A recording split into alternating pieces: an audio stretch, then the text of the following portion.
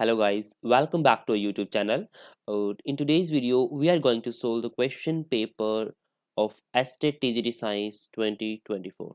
2024 का जो question paper है इसको हम सोल्व करेंगे इस वीडियो के अंदर। ओके, चलो चलते हैं अपने क्वेश्चन नंबर पे। इस वीडियो में हम एक्चुअली 91 से 150 क्वेश्चन तक सोल्व करेंगे, यानी कि सब्जेक्ट के जो क्वेश्चन है हमारे पास वही हम यहाँ सोल्व करने वाले हैं। तो हमें जाना क्वेश्चन नंबर 91 पे, जिसके अंदर फिजिक्स केमिस्ट्री एंड बायोलॉजी का पोर्शन है। तो question number 91, late us do.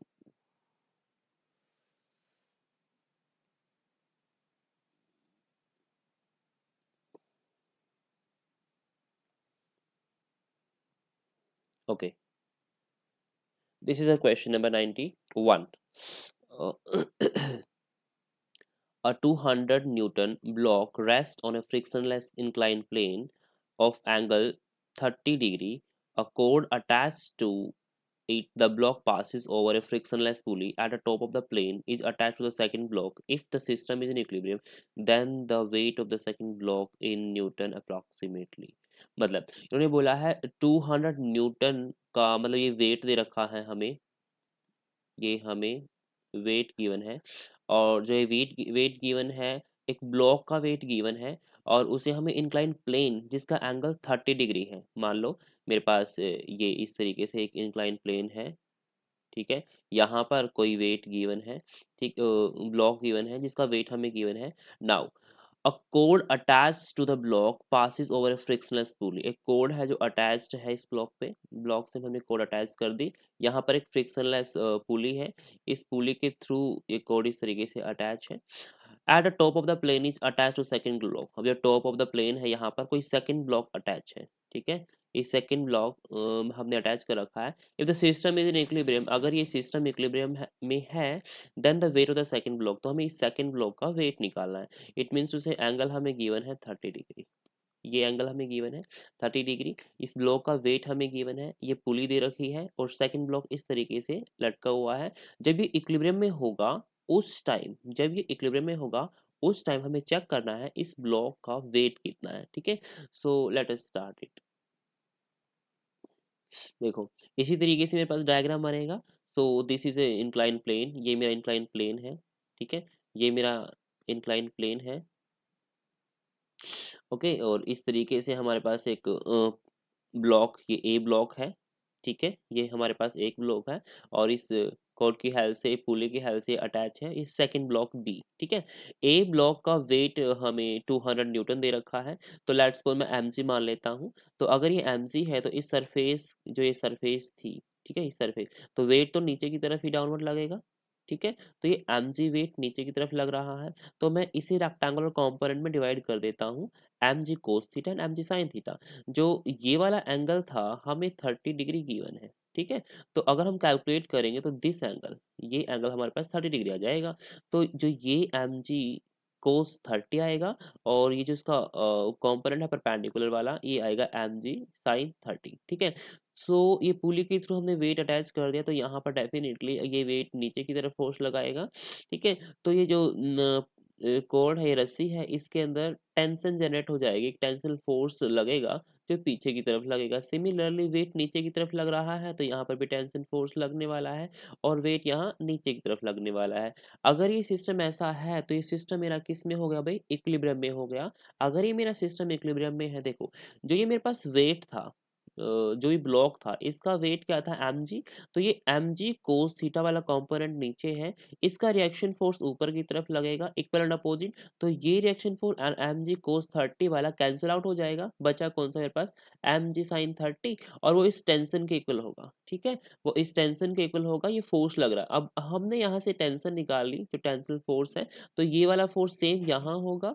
अब ये वाला फोर्स इस सेकेंड ब्लॉक के वेट के इक्वल हो जाएगा, ठीक है। सो इस तरीके से हम क्वेश्चन को सोल्व कर लेंगे। तो हमें वेट ऑफ द ब्लॉक दे रखा 200 न्यूटन, जिसे मैंने mg माना है। इक्विलिब्रियम पर mg साइन थीटा, जिसे आप बोल रहे थे mg साइन 30, वो टेंशन के इक्वल है, which is type of force, ठीक है। और यही टेंशन सेकंड ब्लॉक का वेट भी होगा। ओके, यही 4 सेकंड ब्लॉक का वेट भी होगा। नाउ देखो फॉर ब्लॉक बी डब्ल्यू जो वेट है मेरे पास टेंशन के इक्वल होगा, that is a force, that is m g sine 30। तो आप देखो, तो W weight is equal to 200 newton. देखो एम जी जो ये था मेरा वेट ब्लॉक ए का, वो कितना था, 200 न्यूटन था, जो कि मैंने एम जी लिया हुआ था। तो एम जी की वैल्यू यहाँ 200 न्यूटन पुट कर सकता हूँ, और साइन 30 की वैल्यू होगी 1/2, कैंसिल करोगे तो मेरे पास 100 न्यूटन आ जाएगा। सो चेक करते हैं which one is the right answer for this question. So अगर हम यहाँ चेक करें ऑप्शन में, तो ऑप्शन ए ही हमारा 100 दे रखा है, जो कि गिवन है क्वेश्चन में इन न्यूटन, तो ऑलरेडी ये न्यूटन में है। तो मेरा option number first is right answer for this question. Now next question number 92। The process in which a mixture of heavier particles and जो एक ऐसी प्रोसेस जिसके अंदर जो हैवी पार्टिकल्स एंड जो लाइटर पार्टिकल्स हैं are separated by the wind, wind की help से सेपरेट किए जाते हैं। क्या थ्रेसिंग ऐसी प्रोसेस है, विनोइंग ऐसी प्रोसेस है, सीइंग ऐसी प्रोसेस, सेडिमेंटेशन? तो answer will be winnowing, because winnowing process के अंदर ही हम हैवी पार्टिकल को लाइटर पार्टिकल से सेपरेट करते हैं with the help of wind, हवा की हेल्प से हम इसे सेपरेट करते हैं। Now next question number 93। Now see 2.5 gram of sugar is dissolve in 47.5 gram of water. मतलब शुगर का मास गिवन है हमारे पास और वाटर का मास गिवन है हमारे पास। What is its concentration as percent by mass? It means to say आपको मास परसेंट निकालना है। ठीक है, अब मास परसेंट का फॉर्मूला आपको पता होना चाहिए। मास परसेंट कैसे निकलेगा? सो सी देखो, मास परसेंट जो फॉर्मूला होता है वो क्या होता है, mass of solute divide by mass of solution multiply by 100। Solute का मास दैट इज शुगर, हमें 2.5 ग्राम दे रखा है जो कि सोल्यूट था, and solvent which is water जो हमें दे रखा 47.5 ग्राम। ठीक है, तो हम टोटल मास निकाल सकते हैं सॉल्यूशन का। जो टोटल मास आएगा 2.5 प्लस 47.5 ग्राम, तो यहाँ 50 ग्राम आ गया। तो मास परसेंटेज के फॉर्मूले के अंदर हम ये वैल्यूज पुट कर लेंगे and we will get the mass percentage. तो सोल्यूट का मास कितना है 2.5 ग्राम, तो हमने यहाँ पुट किया 2.5 ग्राम। सोलवेंट का 47.5 था और मास ऑफ सॉल्यूशन क्या है 50, तो यहाँ पुट किया, ग्राम से ग्राम कैंसिल कैंसिल आउट करोगे तो 5.0%। तो हमारा आंसर आएगा इस क्वेश्चन का 5.0%। It means to say option B is right answer for question number 93। 93 का जो हमारा राइट आंसर हो जाएगा वो ऑप्शन नंबर सेकंड हो जाएगा। Now next question number 94।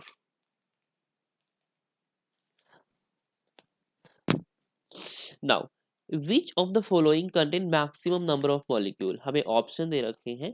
इस ऑप्शन के अंदर जो मॉलिक्यूल है, जो भी मेरे को ग्राम में मास दे रखा है, उस मास के अंदर मैक्सिमम नंबर ऑफ मॉलिक्यूल है। देखो यहाँ 1 ग्राम ऑफ कार्बन डाइऑक्साइड दे रखा है। अगर 1 ग्राम ऑफ कार्बन डाइऑक्साइड मेरे पास गिवन मास है तो मोलर मास निकाल लूंगा। अगर गिवन मास बाय मोलर मास करूंगा मैं, नंबर ऑफ मोल्स आ जाएंगे। तो जितने नंबर ऑफ मोल्स होंगे उतने ही ज्यादा नंबर ऑफ मॉलिक्यूल्स होंगे, बिकॉज 1 मोल के अंदर नंबर ऑफ मॉलिक्यूल कितने होते हैं, Avogadro number, number of molecule Avogadro number होते हैं। तो इसलिए सबसे पहले नंबर ऑफ मोल निकालूंगा हर ऑप्शन के, और फिर चेक करूंगा किस ऑप्शन में नंबर ऑफ मोल्स ज्यादा है।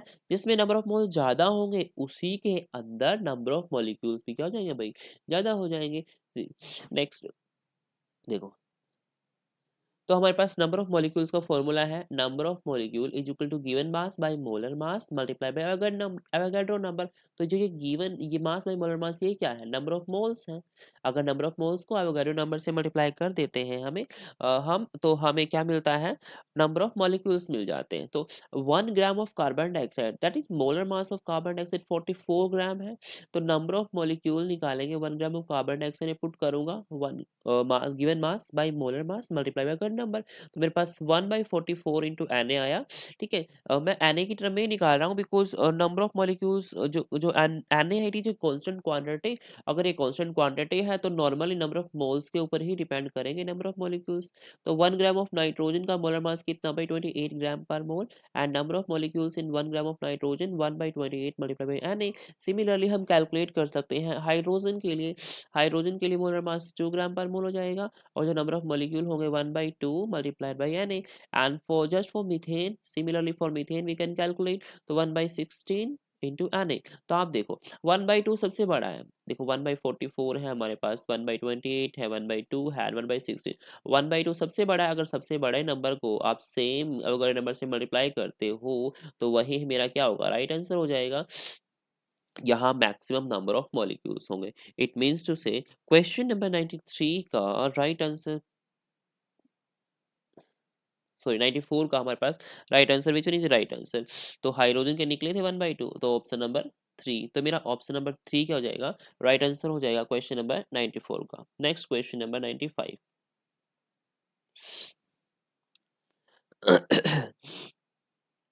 विच of the following statement is incorrect. ध्यान रखना, हमें इनकरेक्ट स्टेटमेंट बतानी है, करेक्ट स्टेटमेंट नहीं बतानी। C, a metal used in joining electric wires. क्या इलेक्ट्रिक वायर्स को जोड़ने के लिए मैग्नीशियम मेटल का यूज किया जाता है?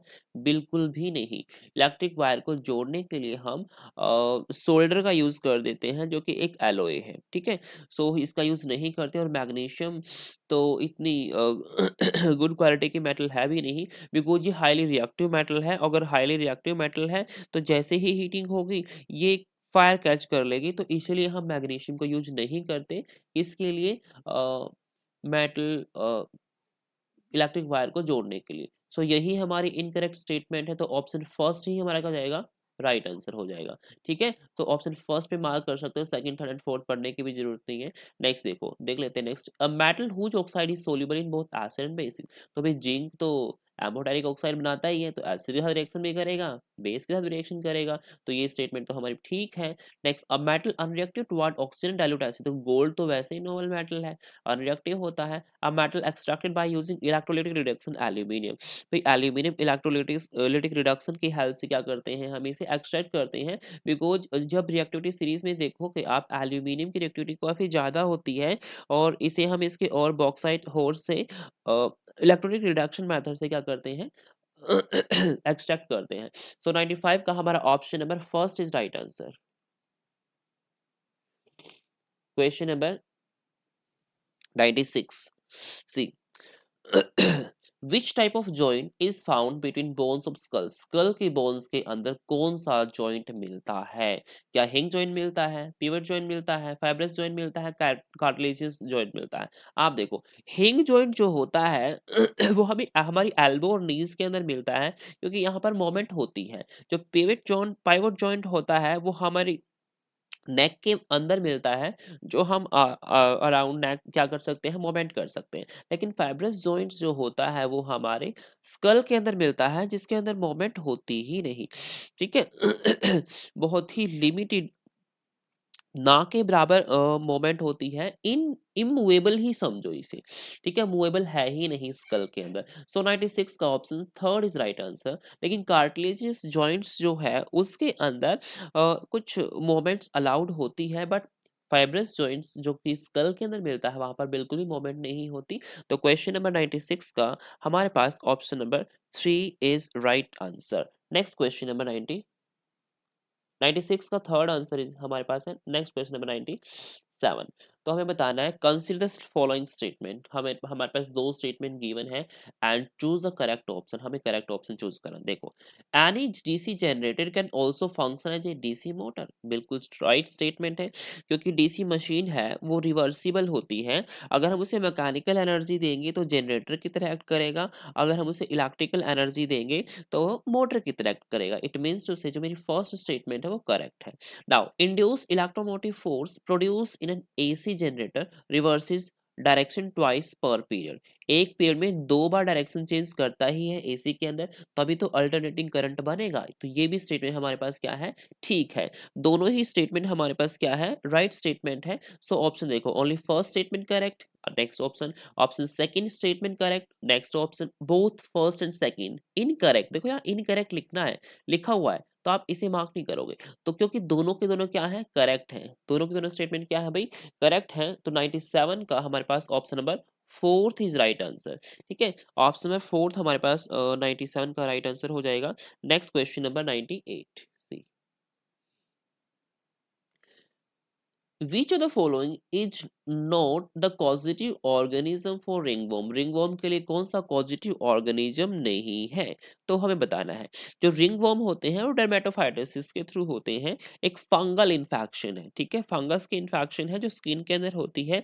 ये तीन जेनरिक चीजें हैं डर्मेटोफाइट्स की, जो जिसकी वजह से ये फंगल इन्फेक्शन सॉरी रिंगवर्म होते हैं इस फंगल इन्फेक्शन की वजह से। पहला है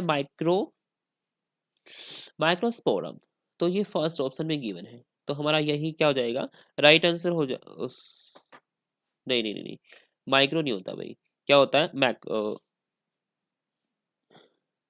नोट पूछा इसने, ठीक है, माइक्रो तो होता है, ठीक है, नोट पूछा ना इसने, तो रिंगो में माइक्रो तो होता है। नेक्स्ट ट्राइकोफाइटिन ये भी होता है। नेक्स्ट एपिडर्मोफाइटिन ये भी होता है, ठीक है, तीनों ही होते हैं, बट फोर्थ जो मैक्रोस्पोरम है ना, इसकी वजह से फंगल इन्फेक्शन नहीं होता है, ठीक है। सो 98 का जो आंसर होगा ऑप्शन नंबर 4 हमारा राइट आंसर हो जाएगा क्वेश्चन नंबर 98 का। Next question number 99।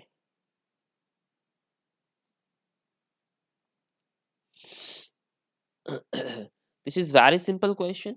The atomic mass of an element determined by the number, ये तो atomic mass की definition he they the. number of protons होते हैं, number of electrons होते हैं, number of neutrons होते हैं क्या, या फिर nucleons होते हैं। हमें बात करनी है atomic mass की। किसकी बात करनी है, एटॉमिक मास की। अब एटॉमिक मास क्या होता है, एटॉमिक मास किसके इक्वल होता है, number of proton plus number of neutron. और प्रोटॉन एंड न्यूट्रॉन दोनों ही किसके अंदर मिलते हैं, न्यूक्लियस के अंदर मिलते हैं। अगर दोनों के दोनों न्यूक्लियस के अंदर मिलते हैं तो ये क्या कहलाएंगे, न्यूक्लियॉन्स कहलाएंगे। तो answer option number fourth right answer हो जाएगा हमारे पास, क्योंकि नंबर ऑफ न्यूक्लियॉन्स के इक्वल होते हैं, ठीक है। Number of proton plus number of neutron किसके होंगे, एटॉमिक मास के इक्वल होंगे, ठीक है। और उसे बोलते हैं न्यूक्लियॉन्स। सो 99 का option number fourth is right answer for this question. Question number 100 now. अब देखो, एक मेरे पास आयनिक कंपाउंड गिवन है, an ionic compound of element x, x element का आयनिक कंपाउंड है, और साथ में सॉरी एक्स एलिमेंट है जो आयनिक कंपाउंड है। ये एक्स कैसे लिख दिया यार, chlorine and has formula MCl3। Okay, मेरे पास एक्स गिवन कंपाउंड है, ठीक है, जो क्लोरीन है उसके अंदर, और कोई भी मेटल होगी तभी आयनिक कंपाउंड बनेगा। क्लोरीन नॉन मेटल है और एम क्या होगी, metal, MCl3। The molecular mass of MCl3 का मोलिकुलर मास गिवन है 118.5। What will the molecular mass of the oxide, देखो ऑक्साइड ऑफ एक्स, एक्स के ऑक्साइड का बताना है हमें। एक्चुअल में एक्स बाय मिस्टेक उन्होंने लिख दिया होगा, बिकॉज यहाँ एम आना चाहिए था, ठीक है, यहाँ पर एम आना चाहिए था।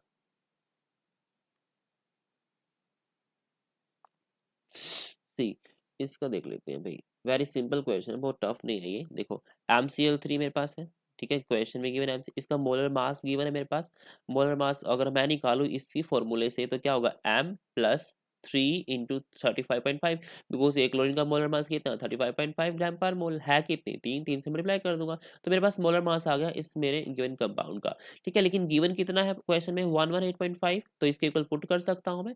जैसे इक्वल पुट कर दूंगा तो मुझे मेरे पास जो एम मेटल है जो भी, उसका मोलर मास आ जाएगा 12। अगर मेरे पास एम का 12 मोलर मास आ गया तो हम चेक करेंगे, देखो मोलर मास मेरे पास कैलकुलेट हो चुका है। अब हमें चेक करना है कि मेटल की वैलेंसी कितनी है और क्लोरीन की वैलेंसी कितनी है, ठीक है। तो MCl3 के अंदर एम की वैलेंसी कितनी होगी भाई, +3 होगी, ठीक है। और इन्होंने बोला ऑक्साइड, क्या बोला, उसका ऑक्साइड का मास बताना है, ऑक्साइड की कितनी होती है, -2।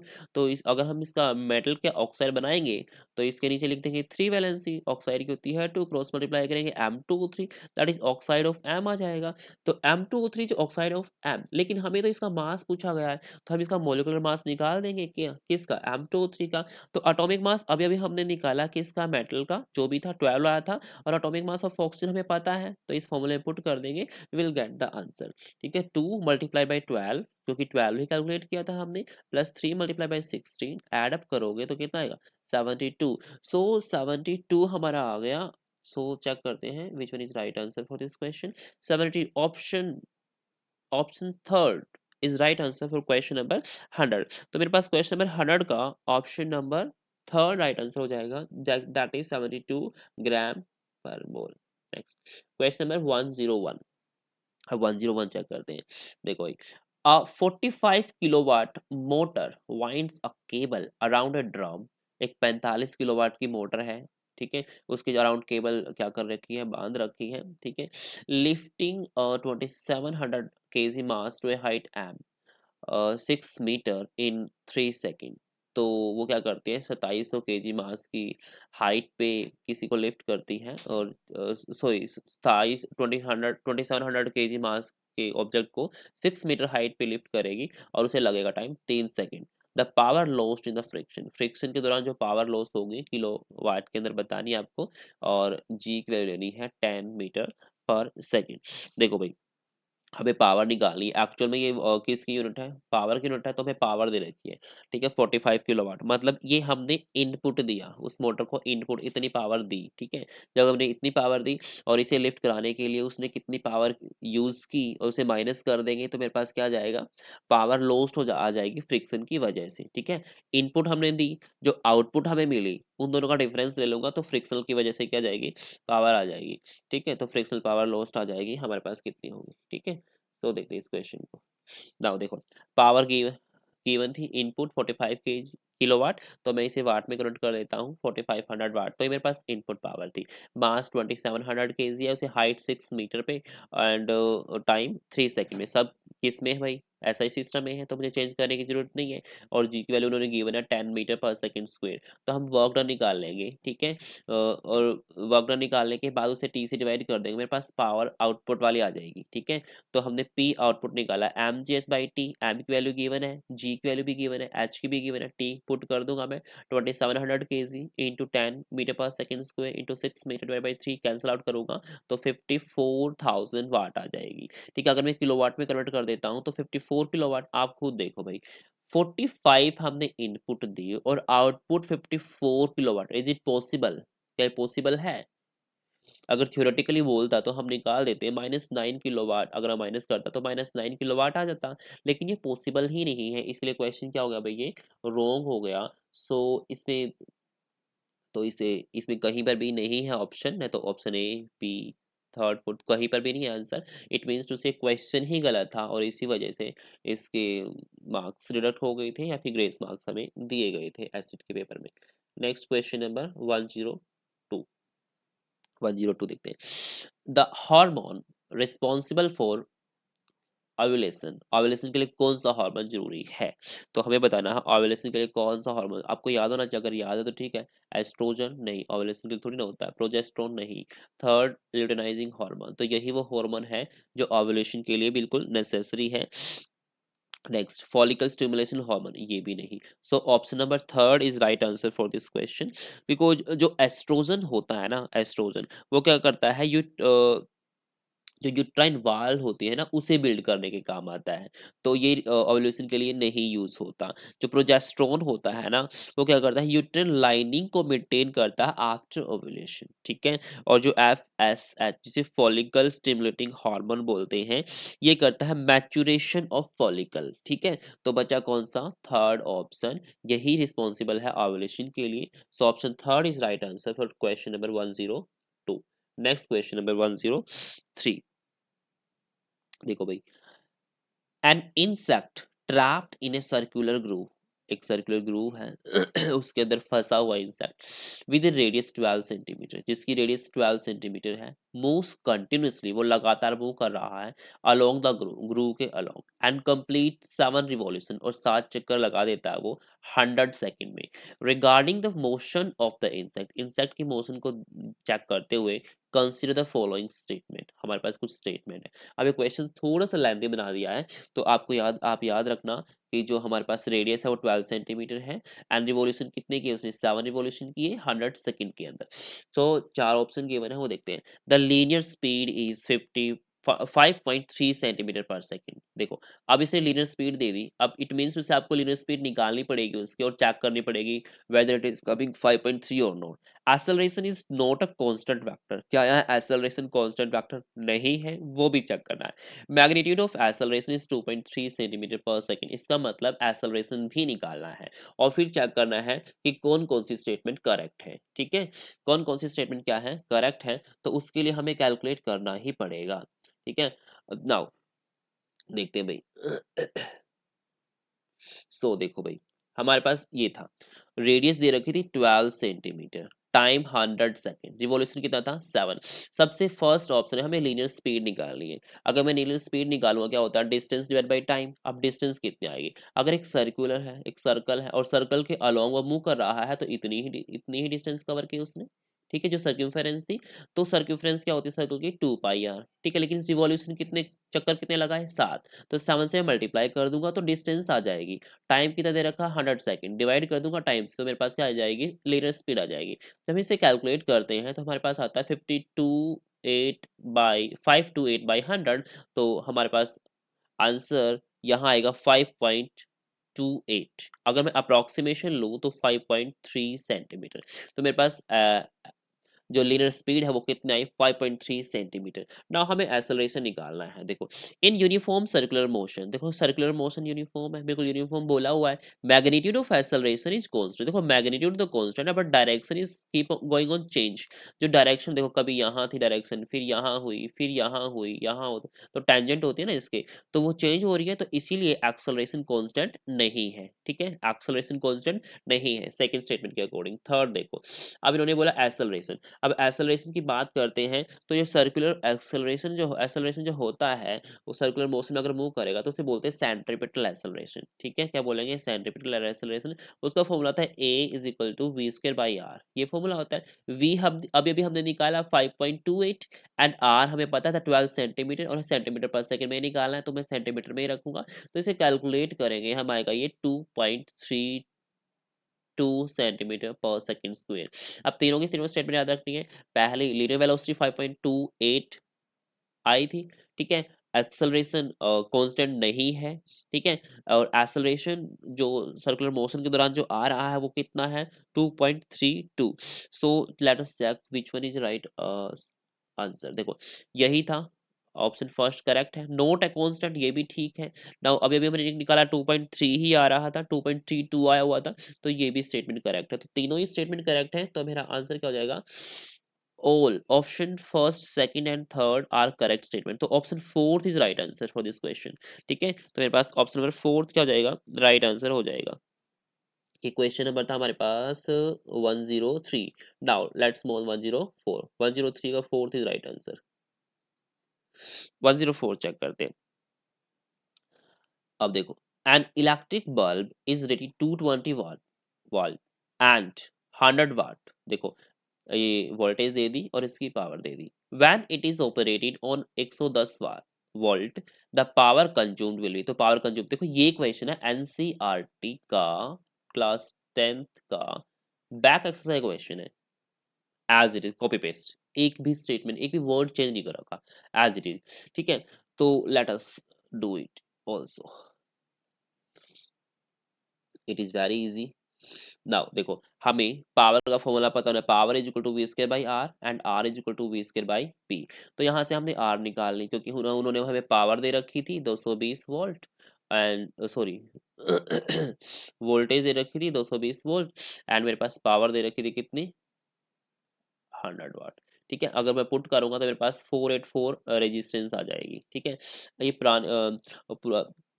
पुराने वाली पावर 100 वोल्ट थी। अब हमें न्यू पावर देखनी है कैसे, न्यू पावर बतानी है। अगर वोल्टेज कुछ है तो बतानी है हमें, वोल्टेज उसने बदल दी ना, वोल्टेज कर दी 110, 220 से उसने वोल्टेज कर दी 110, ठीक है। तो 110 पुट करूंगा, है वोल्टेज की जगह 110 मल्टीप्लाई 110, आर की वैल्यू अभी अभी हमने निकाली 484, ठीक है। तो वैल्यू पुट करूंगा तो कैलकुलेट करने का 25 वोट आ जाएगा।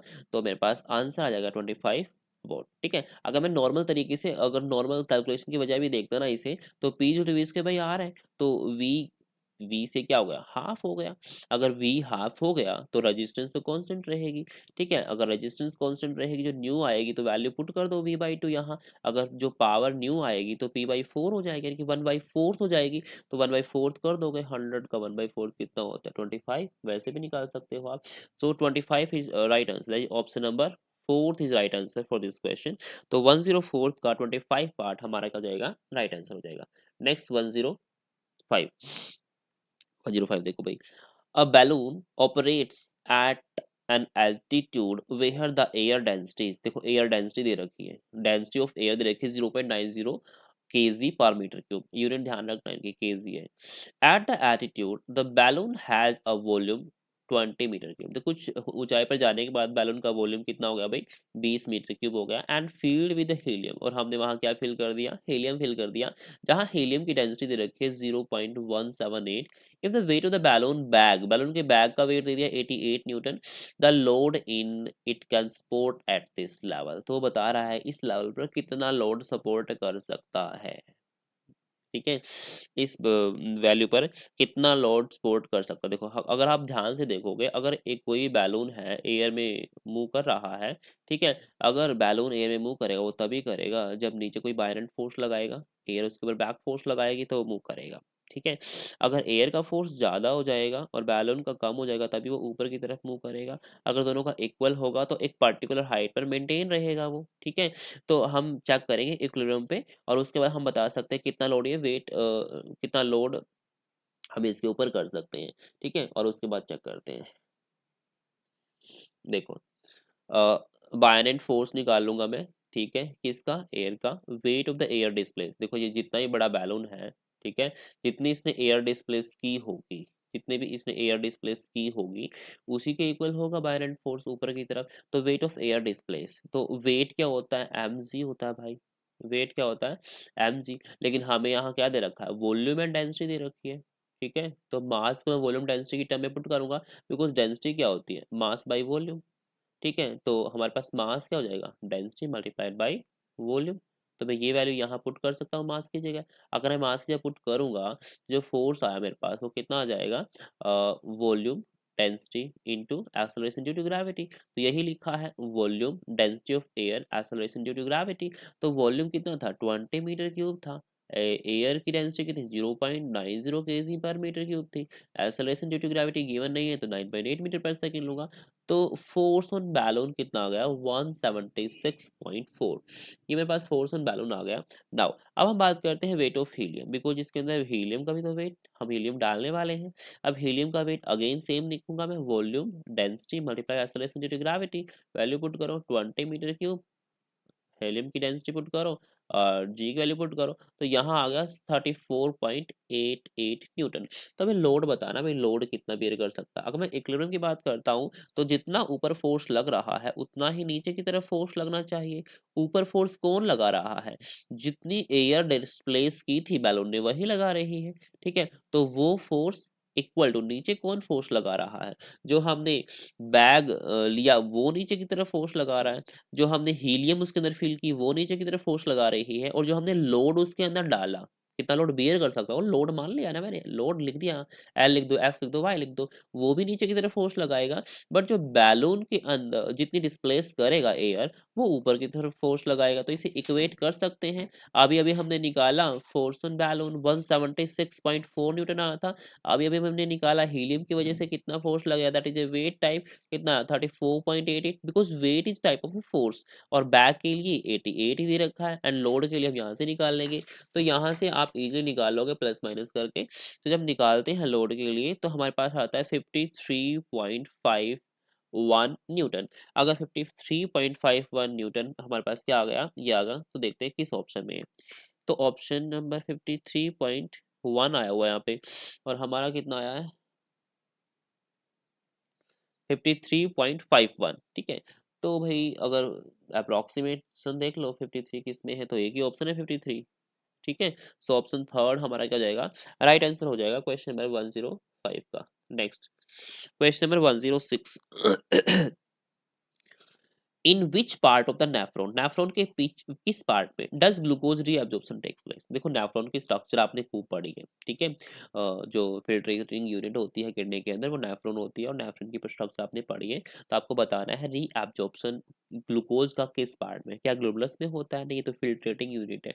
बोमन कैप्सूल, नहीं ये भी नहीं, ये तो फिल्ट्रेट करेगी। प्रॉक्सिमल कन्वोल्यूटेड ट्यूब, ठीक है, इसमें ग्लूकोज का एब्जॉर्प्शन होता है बिल्कुल। तो 106 का थर्ड आंसर का जाएगा, ठीक हो जाएगा। लूप ऑफ हैनले के अंदर जो रीअब्जॉर्प्शन होता है वो होता है सोडियम का, वो होता है पोटेशियम का, वो होता है क्लोरीन का। ठीक है, तो मैक्सिमम इनका रिएब्जॉर्प्शन होता है, ग्लूकोज का यहाँ नहीं होता। सो पीसीटी के अंदर ही ग्लूकोज का रिएब्जॉर्प्शन होता है, तो 106 का option number 3 is right answer. 107 देखो, Ram measures the period of oscillation of a simple pendulum. देखो टाइम पीरियड निकाला, पीरियड निकाला, time period in successive measure, बाबा मेजर किया वो देखते हैं। पहले में आया 2.63 सेकंड, सेकंड में आया, थर्ड में आया, फोर्थ में आया, फिफ्थ में। इट मींस टू से इसने 5 टाइम मेजरमेंट की।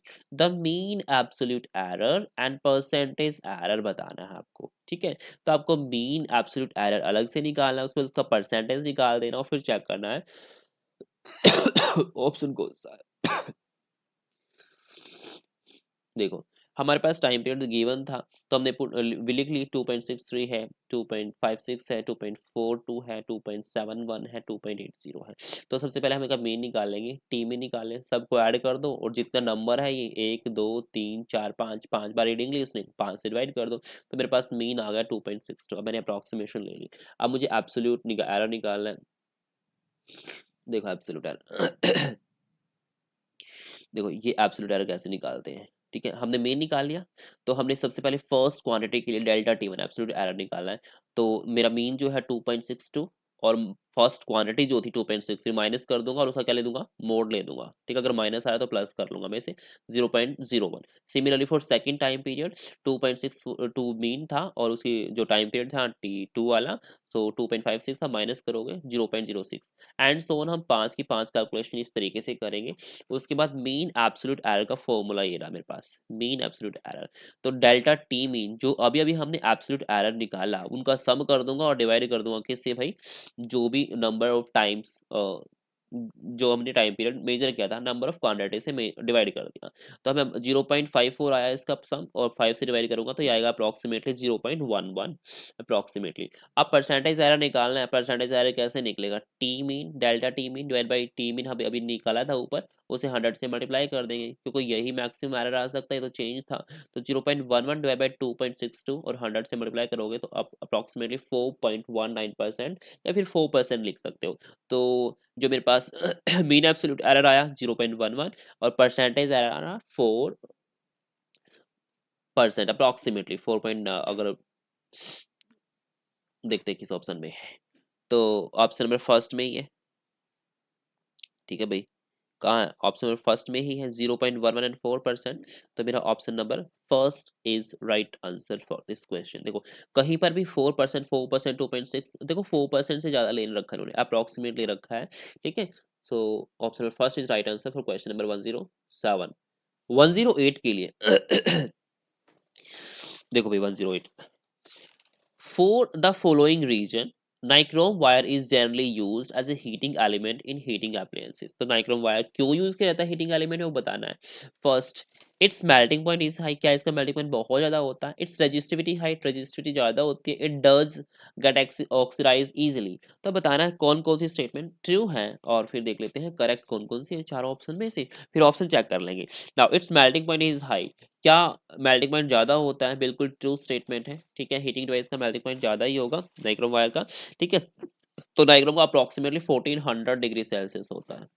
कितना होता है, 1400 डिग्री सेल्सियस। तो ये स्टेटमेंट मेरी क्या है, ठीक है, करेक्ट है। इसलिए लिख देता हूँ इट्स रेजिस्टिविटी इज हाई, क्या इसकी रेजिस्टिविटी हाई होती है, यस बिल्कुल रेजिस्टिविटी हाई होती है।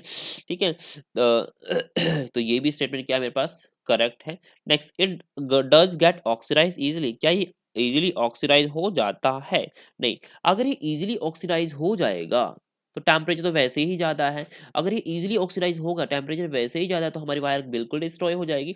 तो ये स्टेटमेंट करेक्ट नहीं है। तो फर्स्ट एंड सेकंड स्टेटमेंट क्या है, करेक्ट है। तो चेक करो किस ऑप्शन में first and second statement correct है। सो ऑप्शन फर्स्ट ही दिख रहा है, first and second statement correct, तो option first is right answer for this question. तो क्वेश्चन नंबर 108 का ऑप्शन नंबर 1 है, क्या हो जाएगा हमारे पास, राइट आंसर हो जाएगा। Next question number 109। What does bio prospect prospecting refer to, तो बायोप्रोस्पेक्टिंग किससे रेफर करता है, ठीक है।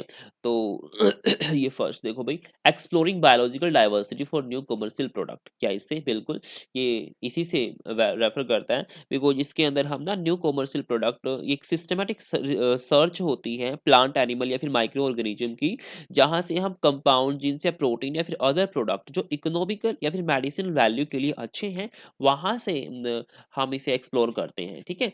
सो उसी को बायो स्पेक्टिंग बोल देते हैं। तो ऑप्शन फर्स्ट हमारे पास क्या हो जाएगा, राइट आंसर हो जाएगा क्वेश्चन नंबर 109 का। नेक्स्ट क्वेश्चन नंबर 110 था, 110 देखो भाई, 15 न्यूटन स्लैट, ठीक है, कोई भी स्लैट गाड़ी जो भी है, ठीक है, rest on a horizontal surface, एक हॉरिजॉन्टल सरफेस पर रेस्ट करती है, और horizontal pull of 10 newton is required, एक 10 न्यूटन का पुल हमें रिक्वायर है, ठीक है, पुल करना पड़ेगा इसे, just to start the slat, slat को मूव कराने के लिए, आफ्टर मोशन, मोशन के बाद, only a 5 newton force is needed to move the slat with a constant velocity, motion के बाद वही 5 न्यूटन फोर्स की वजह से वो चल सकती है आसानी से। The coefficient of static and kinetic friction are respectively, तो स्टैटिक फ्रिक्शन निकालना है और काइनेटिक फ्रिक्शन निकालना है। देखो भाई ध्यान दो, क्या देखो, अगर ये रेस्ट पर था तो यहाँ स्टैटिक फ्रिक्शन है, ठीक है, तो जो फोर्स ऑफ फ्रिक्शन लगा यहाँ स्टैटिक लगेगा। अगर ये मोशन है 5 न्यूटन, तो ये क्या हो जाएगा, मूविंग है, मूविंग ऑब्जेक्ट के ऊपर जो फोर्स ऑफ फ्रिक्शन लग रहा है उसे क्या बोलूंगा मैं काइनेटिक फ्रिक्शन बोलूंगा। तो हमारे पास एक फॉर्मूला था, जो फ्रिक्शनल फोर्स होता है वो किसके होता है, coefficient of friction multiplied by जो परपेंडिकुलर रिस्पांस होता है उसके इक्वल होता है, ठीक है, आर, या फिर आप बोल सकते हो रिस्पॉन्डिंग फोर्स के इक्वल होता है, ठीक है। सो इस फॉर्मूले की हेल्प से हम ये कैलकुलेट कर सकते हैं आसानी से, ठीक है। नाउ देखते हैं ये कैसे होगा।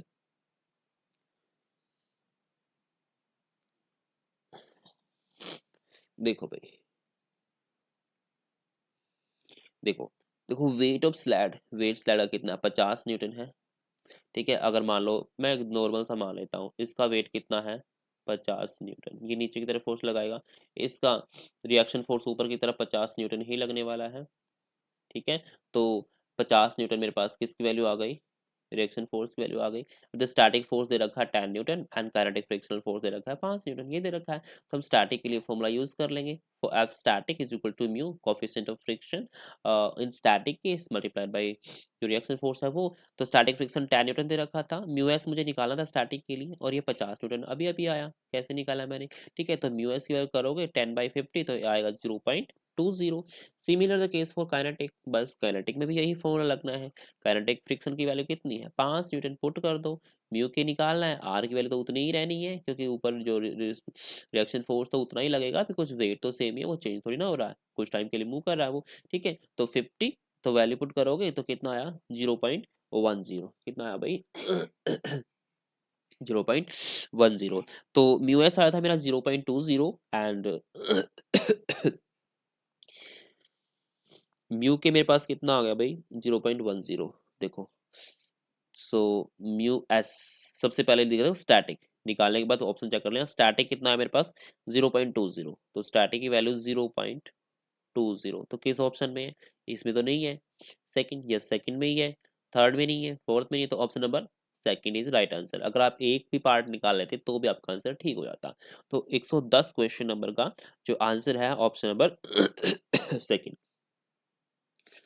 Next question number 111, the region of vertebrate eye के रीजन में from where the optic nerve passes out of retina, retina से बाहर कहाँ निकलती है ऑप्टिक नर्व, तो आपको याद होना चाहिए जो ब्लाइंड स्पॉट होता है ना वहीं से निकलती है, ठीक है, ब्लाइंड स्पॉट से ही निकलती है बाहर। अगर आपको आई की स्ट्रक्चर याद है तो आप इजीली कर पाओगे इसे, ठीक है। ऑप्शन नंबर थर्ड हो जाएगा 111 का। नेक्स्ट 112 112 देखते हैं भाई, एक यूनिफॉर्म रिंग है जिसका मास स्मॉल एम है, is lying at a distance √3r, इतनी डिस्टेंस पर है from the centre of the sphere of mass m, कोई भी मास एम का सेंटर ऑफ स्फीयर है उसके सेंटर से just over the sphere, sphere के ऊपर है जिसकी रेडियस r है, ring as well as the sphere दोनों की सेम है, then the magnitude of the gravitational force between, देखो मेरे पास ये एक रिंग है, ठीक है, जिसकी रेडियस क्या है r है, नीचे भी एक स्फीयर है जिसकी रेडियस क्या है r है, इन दोनों के बीच की डिस्टेंस कितनी दे रखी है √3r, और इन दोनों के बीच में जो फोर्स ऑफ क्या बोलते हैं उसे, जो ग्रेविटेशनल फोर्स लग रहा है वो हमें निकालना है, ठीक है, वो हमें निकालना है, ठीक है। तो हम इसे इजीली निकाल सकते हैं। जो कैसे निकाल सकते हैं, देखो मैंने जो ये वाली ऊपर वाली रिंग है, ठीक है, जिसकी रेडियस स्मॉल कैपिटल आर है, नीचे वाला क्या है, सॉलिड स्फीयर है जिसकी रेडियस क्या है, स्मॉल कैपिटल आर है, दोनों की सेम थी, गिवन था। तो रिंग ऑफ मास कितना है, स्मॉल एम गिवन है भाई। दोनों के बीच की डिस्टेंस कितनी है, √3r। दोनों के बीच की डिस्टेंस कितनी है, √3r है। अगर दोनों की डिस्टेंस √3r है तो इसी डिस्टेंस पे रहेंगे, तो हम इस सॉलिड स्फीयर को कंसिडर कर सकते हैं पॉइंट मास की तरह, क्योंकि मुझे तो क्या निकालना है, ग्रेविटेशनल फोर्स निकालना है। तो देखो ये रिंग है, ठीक है, इसका छोटा सा मास मैंने कंसिडर कर लिया डीएम। क्या कर लिया, डीएम। इसकी रेडियस आर थी, दोनों के बीच डिस्टेंस √3r है। तो इस पॉइंट सॉलिड स्फीयर को मैंने पॉइंट मास कंसिडर कर लिया। क्या कर लिया भाई, पॉइंट मास कंसिडर कर लिया। अगर मैंने इसे पॉइंट मास कंसिडर कर लिया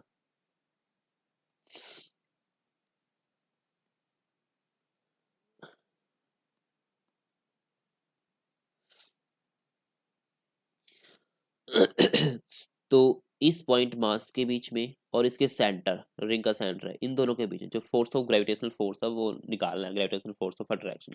तो हम क्या करेंगे भाई, भाई ये डायरेक्ट डिस्टेंस तो हम मान नहीं सकते हैं, बिकॉज जो ये मास है इस रिंग की सर्कमफ्रेंस के पर ओरिएंटेड है, ठीक है, यूनिफॉर्मली डिस्ट्रीब्यूटेड सर्कमफ्रेंस के ऊपर। तो इसका स्मॉल सा मास मान लिया मैंने डीएम, ठीक है। अब देखो इन दोनों के बीच की डिस्टेंस √3r है, तो मुझे इन दोनों के बीच की डिस्टेंस चाहिए, ठीक है। तो आप देखो ये वाली चीज देखो, ये वाली आर थी और ये वाली डिस्टेंस √3r दे रखी है, ठीक है। ये आर है, ये √3r है, और मैं इसे यहाँ से ऐसे मीटअप कर सकता हूँ। मैंने इसे यहाँ से मीटअप कर दिया, एक ही राइट एंगल ट्रायंगल बन गई है। क्या बन गया, एक राइट एंगल ट्रायंगल बन गया, जिसमें ये क्या है, ये मेरा क्या है, परपेंडिकुलर है, ये क्या मेरा बेस है, ये मेरा परपेंडिकुलर, ये क्या मेरा बेस है। बेस और परपेंडिकुलर दे रखा है, तो मुझे पता टेन थीटा क्या होता है, perpendicular upon base. Perpendicular r है, बेस क्या है √3r है, तो कैंसिल हो जाएगा आर से आर, तो 1/√3 आ गया। तो 1/√3 आने के बाद यहाँ से टेन थीटा 1/√3 कहाँ होता है, 1030 पे होता है, तो एंगल आ गया 30 डिग्री। तो मेरे पास ये वाला जो एंगल है ये 30 डिग्री आ गया है, ओके। अब ये एंगल 30 डिग्री आ गया, तो पाइथागोरस थ्योरम से मैं ये भी निकाल सकता हूँ, इसकी जो हाइपोटेन्यूज है ये आएगा 2r, ठीक है। जो फोर्स लगेगा इसके थ्रू लगेगा, अगर मैं स्मॉल डीएम मास के जैसे फोर्स मान रहा हूँ तो उसे स्मॉल डीएफ मान लो। इस पॉइंट पर जो फोर्स लग रहा है वो इस डायरेक्शन में लग रहा है, ठीक है, इसी डायरेक्शन में लग रहा है। तो इसके रेक्टेंगुलर कंपोनेंट को मुझे ब्रेक करना होगा, अगर मैं इसे नीचे की तरफ बढ़ा देता हूँ ऐसे, ठीक है, तो परपेंडिकुलर, तो ये वाला एंगल कितना हो जाएगा 30, और इधर वाला एंगल भी similar the case for this triangle also, ये भी क्या हो जाएगा 30। तो ये मेरे पास 30 डिग्री का एंगल है। तो डीएफ को मैं रेक्टेंगुलर कंपोनेंट में ब्रेक करूंगा, तो जिस पे एंगल बना हुआ वो कोस वाला डीएफ कोस 30, और जो परपेंडिकुलर वाला डीएफ साइन 30। अगर मैं इसी तरीके से यहाँ डीएम स्मॉल मास मान लूँ, तो उसी तरीके से फोर्स इस डायरेक्शन में भी लगेगा, उसका भी रेक्टेंगुलर कंपोनेंट होगा इसी तरीके से डी एफ साइन 30, और नीचे डी एफ कोस 30, ओके। तो साइन 30 वाला और ये साइन 30 वाला इक्वल मैग्नीट्यूड के डायरेक्शन अपोजिट, तो कैंसिल हो जाएंगे, बचा कौन सा, ये वाला। अब देखते हैं एक मास की वजह से तो एक ही फोर्स लग रहा है डी एफ कोस 30, इसकी वजह से, तो मैं इसकी वजह से निकालूंगा और डीए में उस पूरे को इंटीग्रेट कर दूंगा कैपिटल एम मास के लिए, ठीक है, तो मेरे पास टोटल फोर्स आ जाएगा, ठीक है। तो हम देखते हैं अब,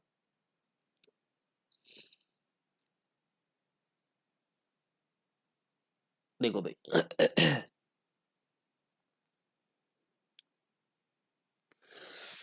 फोर्स ऑन डीएम, डीएम के ऊपर फोर्स देखना है, G capital M multiply by dm by R कितनी थी, दोनों के बीच डिस्टेंस 2r थी भाई, कितनी थी भाई 2r थी। देखो ये डीएम और इस पॉइंट मास जो ये मैंने माना था पॉइंट मास सॉलिड स्पिन, दोनों के बीच की डिस्टेंस 2r थी, तो 2r का होल स्क्वायर हो जाएगा capital G M D M upon 4r square. तो this is a cos component, अगर मैं सिर्फ कोस कॉम्पोनेंट के लिए लेता हूँ तो कोस से मल्टीप्लाई कर दूंगा डीएम कोस, बिकॉज मास मुझे डीएम लिया है, मैंने डीएम लिया है, डीएम कोस 30। तो अब हम D F is equal to G M by 4r square DM cos 30 दोनों को इंटीग्रेट कर देंगे हम, ठीक है, क्योंकि मुझे पूरी रिंग की वजह से निकालना है ग्रेविटेशनल फोर्स। तो ये आ जाएगा एफ, और डीएम का जब इंटीग्रेशन होगा क्या आएगा, स्मॉल एम आएगा, और जी कांस्टेंट है, एम कांस्टेंट है, चार फोर कांस्टेंट है, आर भी कांस्टेंट ही है, तो ये बाहर आ जाएगा, और डीएम का इंटीग्रेशन आ जाएगा स्मॉल एम, ठीक है। और कोस 30 की वैल्यू होती है √3/2, ये भी कांस्टेंट है। तो मेरे पास फोर्स ये आ गया, ठीक है, क्या आ गया मेरे पास, फोर्स ये आ गया। तो इसे आप कैलकुलेट कर लो, 4 को 2 से मल्टीप्लाई करोगे 8, तो √3/8 मैं सामने लिख सकता हूँ, G capital M small M by R square. तो ये मेरे पास क्या आ गया भाई, फोर्स आ गया। तो √3/8 capital G capital M small M by R square, ठीक है। √3/8, तो √3/8 दो ऑप्शन में नहीं, एक ही ऑप्शन में है, ठीक है। सो ऑप्शन नंबर सेकंड में ही दिख रहा है, तो ऑप्शन नंबर सेकंड हो जाएगा राइट आंसर। ये कौन सा क्वेश्चन था, इस क्वेश्चन के लिए, क्वेश्चन नंबर 112 के लिए ऑप्शन नंबर 3 राइट आंसर हो जाएगा। Next option, question number 113, Jaya and Ratna are the varieties of, अब किसकी वेराइटीज है, अगर याद होगी तो ठीक है भाई, ये राइस की वेराइटी थी। सो ऑप्शन नंबर 4 क्या हो जाएगा, राइट आंसर हो जाएगा। Next question number 114, choose the disperse phase, देखो डिस्पर्स फेस बताना है, and dispersion medium, dispersion medium बताना है, and type of colloid, colloid का टाइप भी बताना है, किसके लिए, मिल्क ऑफ मैग्नीशिया के लिए, ठीक है। मिल्क ऑफ मैग्नीशिया के लिए देखो भाई, जो मिल्क ऑफ मैग्नीशिया का फॉर्मूला होता है Mg/OH होल ट्वाइस, ठीक है, ये होता है Mg/OH होल ट्वाइस। अब ये होता है सॉलिड फॉर्म में, क्या होता है भाई ये, सॉलिड फॉर्म में, ठीक है। इसका मतलब डिस्पर्स जो फेस है वो क्या है, सॉलिड है। आप देखो, पहले इसने पूछा डिस्पर्स फेस, तो ऑप्शन में देखो क्या, सॉलिड, ये लिक्विड, ये सॉलिड, ये लिक्विड, ये सॉलिड, तो ऑप्शन नंबर सेकंड ही ठीक जाएगा। अगर इतना भी पता था, इतना भी पता था, तो भी आप आंसर मार्क कर सकते थे, ठीक है। नाउ डिस्पर्जन मीडियम हमने किस में डाला है, इसे वाटर के अंदर डाला है, ठीक है। तो डिस्पर्जन मीडियम क्या होगा भाई, लिक्विड होगा, क्योंकि Mg/OH whole twice, milk of magnesia भाई वाटर में ही डालते हैं Mg/OH होल ट्वाइस को, तभी मिल्क ऑफ मैग्नीशिया बनता है, ठीक है। तो ये मेरे पास डिस्पर्जन मीडियम क्या हो गया, लिक्विड। तो सेकेंड नंबर पे डिस्पर्जन मीडियम लिक्विड है। जब हम सॉलिड को लिक्विड में डिजोल्व करते हैं तो बनता है सॉल, क्या बनता है, सॉल, सॉलिड लिक्विड सोल जिसे बोल देते हैं, या फिर आप सिंपल सोल बोल देते हो, क्योंकि सोलिड जब हम लिक्विड में डिजोल्व करते हैं जो क्या बनता है, सोल बनता है। तो ऑप्शन नंबर सेकंड क्या हो जाएगा, इसका राइट आंसर हो जाएगा। अगर आप डिस्पर्ज फेस ही पता था तो भी आप इस क्वेश्चन को इजीली सोल्व कर सकते थे, it is a very easy one. Next 115, एक लॉन्ग सोलेनॉइड है, सोलेनॉइड आपको पता ही है कैसा होता है, ऐसा होता है सोलेनॉइड, ठीक है, ऐसा सोलेनॉइड होता है। 500 टन्स, जिसके अंदर 500 टन है, एन की वैल्यू गिवन है पर मीटर, क्रॉस सेक्शनल एरिया, ध्यान दो ये पर मीटर में, cross sectional area 4 centimetre square, area centimetre में दे दिया, नंबर ऑफ टन पर मीटर में दे दिया, इट मींस उसे मुझे चेंज करना ही करना पड़ेगा, ठीक है। नाउ मीटर को सेंटीमीटर में करो या फिर सेंटीमीटर को मीटर में करो, हम ऐसा ही करेंगे, हम इसे मीटर में रहने देंगे और सेंटीमीटर को किस में चेंज कर देंगे, मीटर में। Current in its winding is increasing, अब rate of change of current दे रखा है, यानी कि DA/dt दे रखा है, देखो वाइंडिंग इंक्रीजिंग, इंक्रीज हो रहा है 100 एम्पियर पर सेकंड, देखो यूनिट से ही पता कर सकते थे, DI/dt। ये magnitude of induce electric field, अब कितनी इलेक्ट्रिक फील्ड इंड्यूस हुई with in the loop, loop के अंदर, अगर इसकी रेडियस 2 सेंटीमीटर, अगेन यहाँ सेंटीमीटर दे दिया तो इसे भी किस में चेंज करना पड़ेगा, मीटर में चेंज करना पड़ेगा, ठीक है। तो हम चेक करते हैं कैसे होगा ये।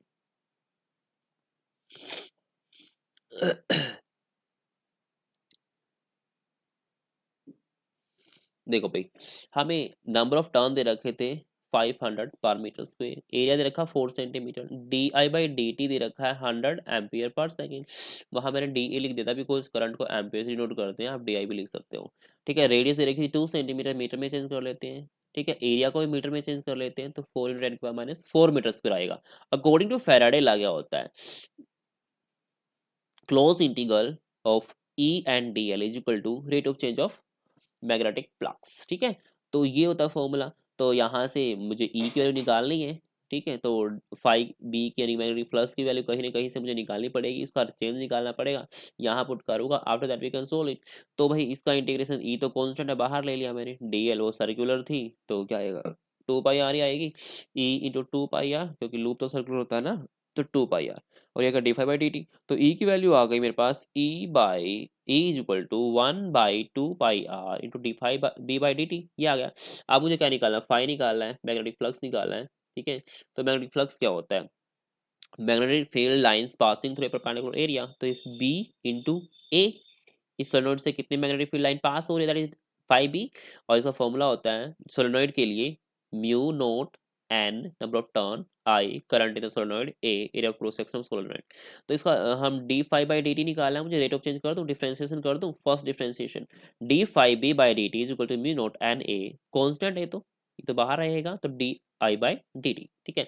म्यू नोट की वैल्यू आपको याद होनी चाहिए 4 pi into 10 raise to power -7 metre पर एम्पियर होती है। नाउ अब देखो 500 पर मीटर दे रखे नंबर ऑफ टर्न्स, 500 पर मीटर ही थे, ठीक है। और ए एरिया ऑफ क्रॉस सेक्शन अभी मैंने निकाला 4 इंटू 10 के पावर -4 मीटर स्क्वायर, मैंने चेंज किया सेंटीमीटर से मीटर में।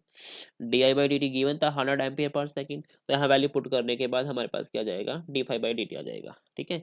तो ये आया हमारे पास 8 pi into 10 raise to power -6 weber per second.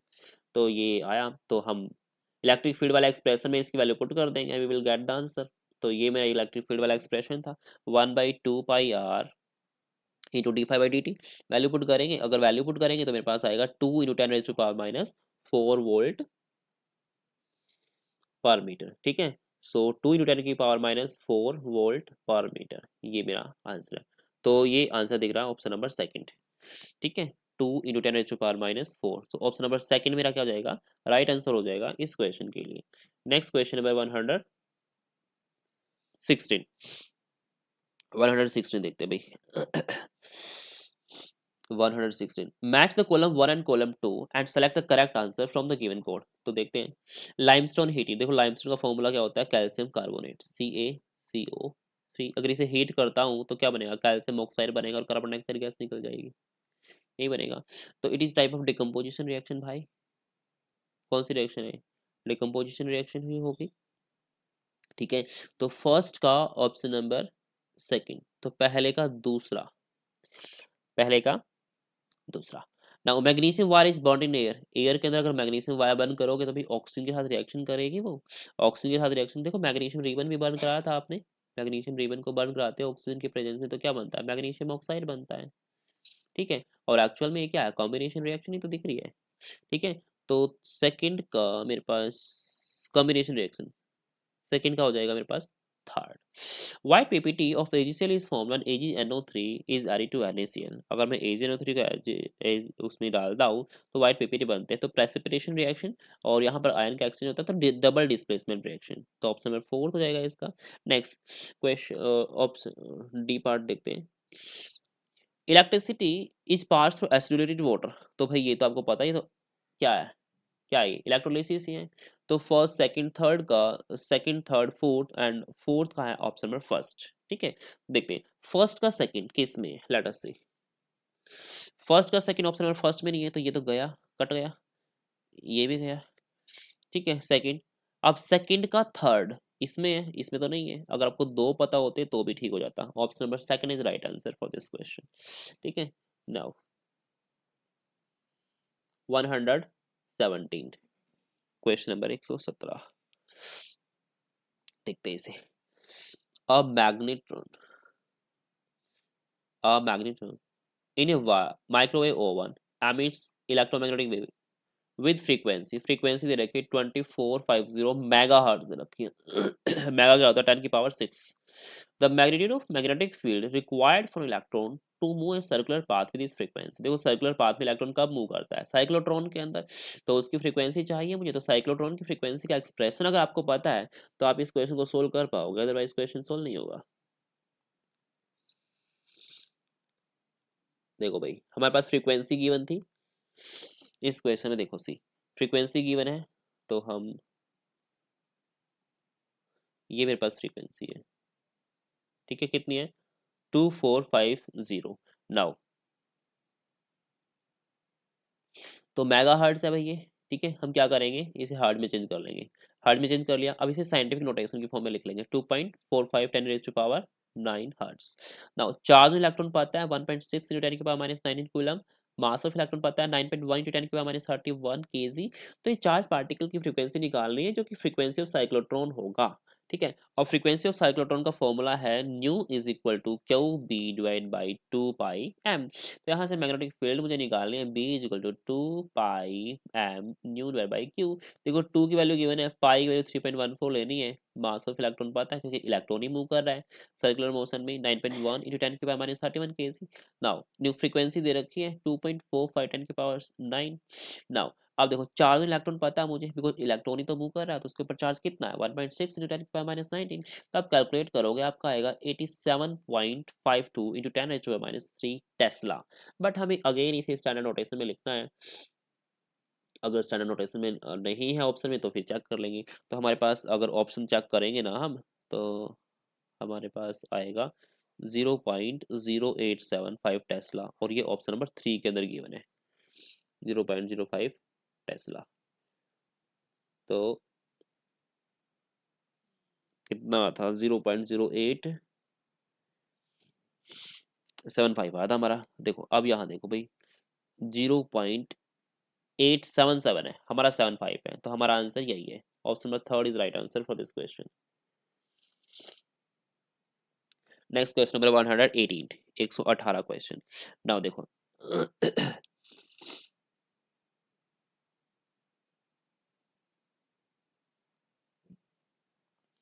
देखते हैं। When a lead nitrate is heated in a glass tube, glass tube के अंदर लेड नाइट्रेट का फॉर्मूला PbNO3 होल ट्वाइस ये होता है, और इसका कलर होता है व्हाइट में, याद रखना। इसका कलर कैसा होता है, व्हाइट होता है इसका कलर। नाउ आप बताना इसे हीट करेंगे, अगर हम इसे हीट करते हैं, ये क्लास 10th की रिएक्शन है, तो क्या बनता है भाई, लेड ऑक्साइड बनता है PbO। ठीक है, साथ में क्या निकलती है NO2, ब्राउन गैस के फ्यूम निकलते हैं, साथ में ऑक्सीजन गैस निकलती है। जो लेड ऑक्साइड होता है ये होता है येलो। ठीक है, कैसा होता है भाई ये, येलो। तो देखते हैं क्या पूछा है। A double decomposition reaction takes place, बिल्कुल डबल डिकम्पोजिशन रिएक्शन क्या डबल डिकम्पोजिशन रिएक्शन है, तो एक ही बार तो डिकम्पोज हुआ, एक ही बार कंपाउंड। ठीक है, एक ही बार तो डिकम्पोज हुआ है, दो बार कहाँ हुआ डिकम्पोज, देखो एक ही स्टेप में डिकम्पोज हुआ ना, एक ही स्टेप में डिकम्पोज हुआ है हमारे पास, तो डबल डिकम्पोजिशन तो नहीं हुई, दो बार तो डिकम्पोज तो नहीं हुआ। ठीक है, तो फर्स्ट तो मेरा गलत हो जाएगा, फर्स्ट स्टेटमेंट क्या हो जाएगी मेरी, गलत हो जाएगी। Brown fume of NO2 are revolved, क्या ब्राउन फ्यूम निकल रहे हैं NO2 के, ये तो मैंने बता ही दिया, ब्राउन फ्यूम निकल रहे हैं, बिल्कुल ठीक है ये। White residue left behind in the glass tube, क्या व्हाइट रेजिड्यू बनेगा, ये तो येलो है, व्हाइट कहाँ है, व्हाइट तो PbNO3 था। अगर ये पूरी तरीके से डिसोसिएट हो जाएगा तो PbNO3 तो बनेगा ही नहीं। ठीक है, PbNO3 बनेगा ही नहीं, तो ये क्या बनेगा, lead oxide that is yellow in colour, तो मुझे येलो कलर का सब्सटेंस मिलेगा। तो ये स्टेटमेंट क्या जाएगी, गलत। सो सेकंड स्टेटमेंट ही हमारी क्या है, ठीक है। सो इसके लिए ऑप्शन नंबर 3 हमारा क्या हो जाएगा, राइट आंसर। सो इस क्वेश्चन के लिए में हमारा जो ऑप्शन नंबर 3 क्या हो जाएगा, राइट आंसर हो जाएगा। ठीक है, ऑप्शन नंबर क्या हो जाएगा, 3 हमारा राइट आंसर हो जाएगा। ठीक है, नेक्स्ट क्वेश्चन नंबर 119।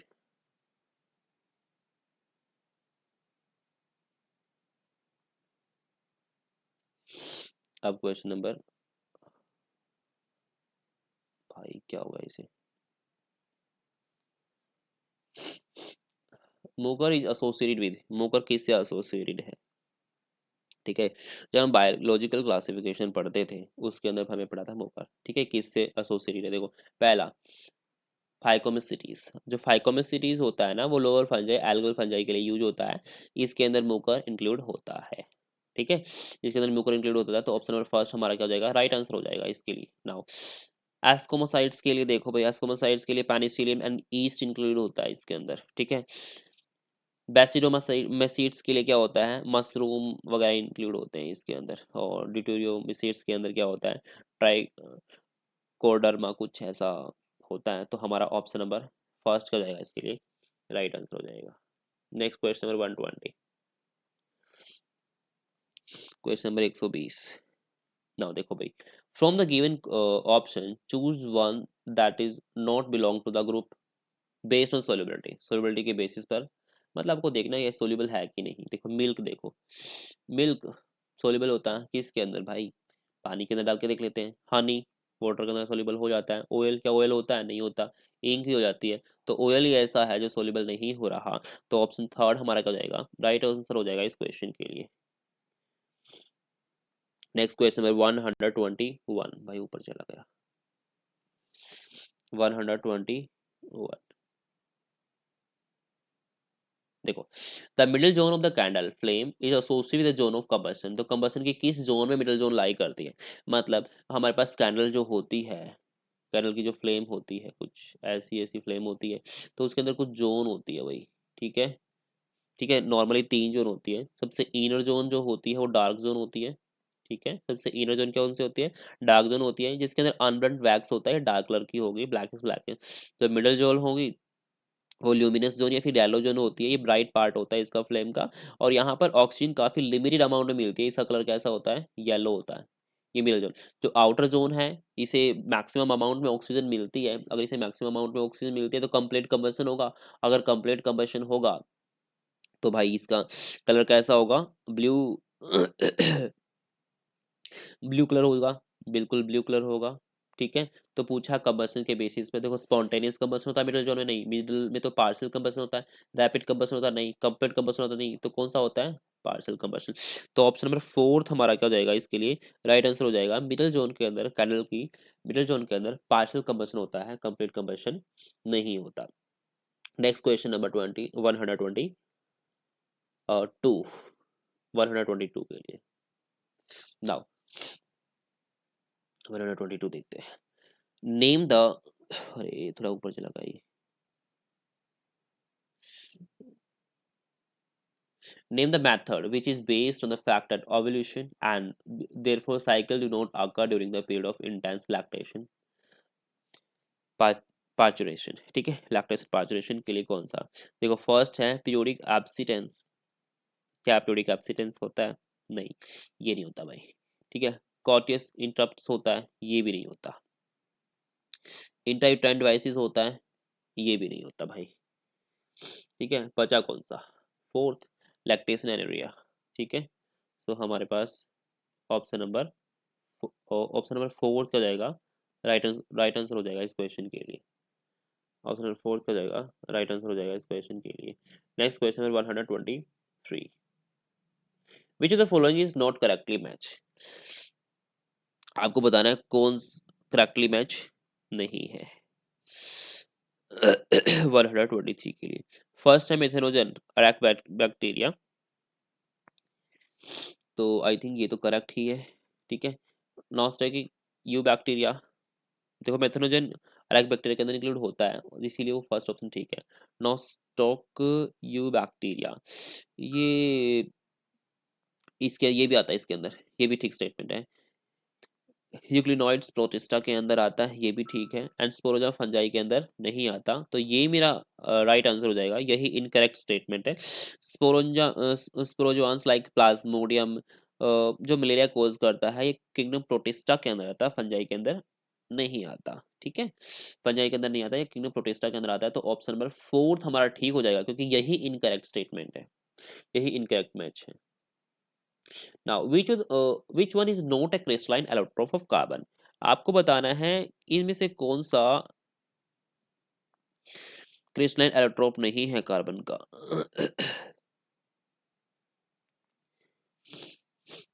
तो बताओ भाई। फर्स्ट ऑप्शन, कोल। क्या ये क्रिस्टलाइन होता है? ग्रेफाइट क्रिस्टलाइन होता है, डायमंड क्रिस्टलाइन होता है, फ्लोरीन बताओ जल्दी। इस क्वेश्चन का आंसर आप कमेंट सेक्शन में लिखो। This is very easy question, not so tough one. ठीक है, सो जो ग्रेफाइट होता है वो भी क्रिस्टलाइन होता है, डायमंड भी क्रिस्टलाइन होता है, फ्लोरीन भी, जो बक मिंसर फ्लोरीन एक बॉल जैसी गेंद होती है, वो भी क्या होता है? क्रिस्टलाइन होता है। कोल ही ऐसा जो क्रिस्टलाइन नहीं होता, वही क्या होता है? आई थिंक एमरफस होता है ये। ठीक है, ये क्या होता है भाई?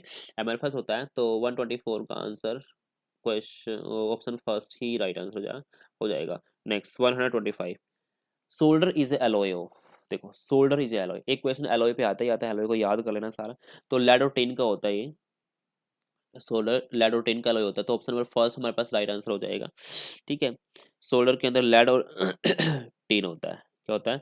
लेड और टिन होता है।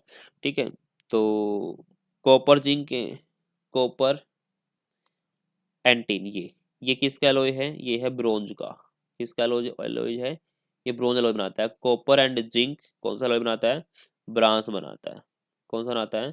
ब्रांस बनाता है। आपको बताना लेड एंड जिंक का, और कमेंट सेक्शन में आप इसका आंसर बताओगे अब, ठीक है? इस क्वेश्चन का आप कमेंट सेक्शन में आंसर बताओगे। Next question number 126, let us check who will give the right answer. Next question number 196, which of the following condition is most favorable for a converting gas into liquid? देखो gas को हमें liquid में change करना है, gas को हमें liquid में change करना है, आपको बताना है कौन सी कंडीशन फेवरेबल है, ठीक है? देखो first, high pressure and low temperature. बिल्कुल, प्रेशर ज़्यादा लगाओगे तो गैस लिक्विड में जाएगी, टेम्परेचर लो करोगे तो भी कोई भी सब्सटेंस गैस से लिक्विड में जाएगा। नाउ सेकंड देखो, लो प्रेशर एंड लो टेम्परेचर। भाई टेम्परेचर लो तो गैस को लिक्विड में चेंज कर रहा है, लेकिन लो प्रेशर नहीं करेगा, वो तो उसे एक्सपैंड करेगा। तो ये स्टेटमेंट क्या हो जाएगी? गलत हो जाएगी। Low pressure and high temperature, देखो हाई टेम्परेचर बोल दिया, gas already high energy, gas के मोलिक्यूल के पास ऑलरेडी हाई एनर्जी है, तो हाई टेम्परेचर पे गैस लिक्विड में जाएगी? नहीं जाएगी। Next, high pressure high temperature possible ही नहीं है। टेम्परेचर क्यों बढ़ा रहे हो आप? प्रेशर कितना ही बढ़ा दो, अगर टेम्परेचर बढ़ाते रहोगे तो मेरी गैस गैस में ही रहेगी, लिक्विड में नहीं जाएगी। सो इस 126 का ऑप्शन फर्स्ट का जाएगा, राइट आंसर हो जाएगा। नेक्स्ट क्वेश्चन नंबर 127, 127 देखो, which of the following substance is not applied on the head of a matchstick made up of a suitable wood? Suitable would say बनी हुई जो मैचस्टिक है उसके हेड पर कौन सा सब्सटेंस हम अप्लाई नहीं करते, वो बताना। नहीं करते वो बताना हमें, ठीक है? एंटी एंटीमनी ट्राइसल्फाइड क्या हम करते हैं? एंटीमनी ट्राइसल्फाइड करते हैं भाई, ठीक है, क्योंकि ये एज ए फ्यूल की तरह काम करता है, ठीक है, और यही बर्निंग में हेल्प करता है। पोटेशियम क्लोरेट क्या करते हैं? बिल्कुल करते हैं, बिकॉज जो पोटेशियम क्लोरेट है वो ऑक्सीडाइजिंग एजेंट की तरह काम करते हैं। नेक्स्ट, स्टार्च करते हैं, बिल्कुल करते हैं भाई। क्यों करते हैं? क्योंकि इसे चिपकाना भी तो ग्लू की तरह काम करता है, बाइंडर। रेड फास्फोरस नहीं करते। कौन सा बचा? Red phosphorus. सो ऑप्शन नंबर फोर्थ हमारे पास राइट आंसर हो जाएगा।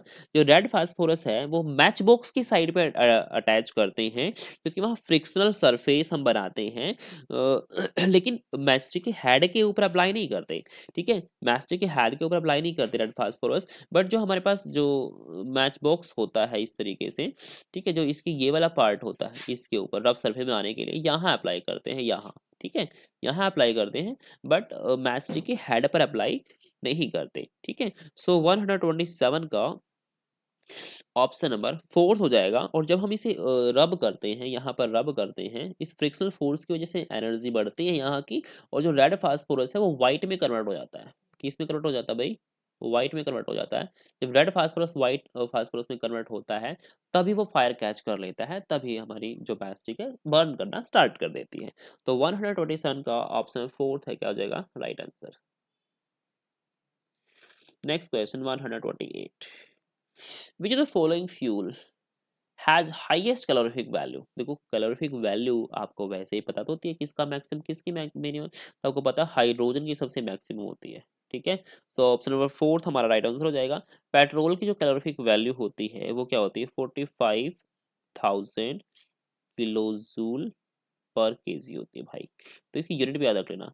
एलपीजी के लिए 55,000 किलो जूल पर केजी होती है, ये वैल्यू याद रख लेना, बिकॉज कुछ की वैल्यू जो पेपर में आई हुई है वो तो याद ही कर लेंगे, हाईएस्ट है फिर मिनिमम, तो वैल्यू हमें याद होनी ही चाहिए। सीएनजी के लिए रेंज होती है भाई 50 से 55K तक, 50,000 से 55,000, ठीक है?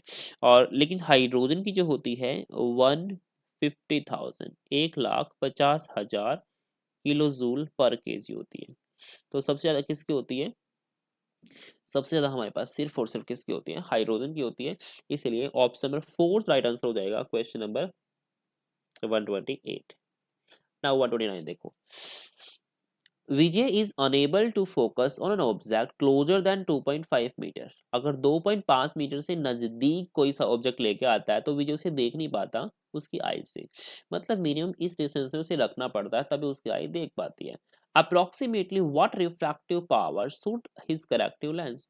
तो आपको बताना किस पावर का लेंस उसे चाहिए। ध्यान दो, अगर मेरे पास ये आई है, ठीक है, ये मेरे पास आई लेंस है, वो सिर्फ और सिर्फ कितनी 2.5 मीटर की डिस्टेंस से देख पा रहा है, मतलब वो ऑब्जेक्ट को कहाँ रखेगा, 2.5 पे रखेगा, मतलब v की वैल्यू गिवन है -2.5 metre.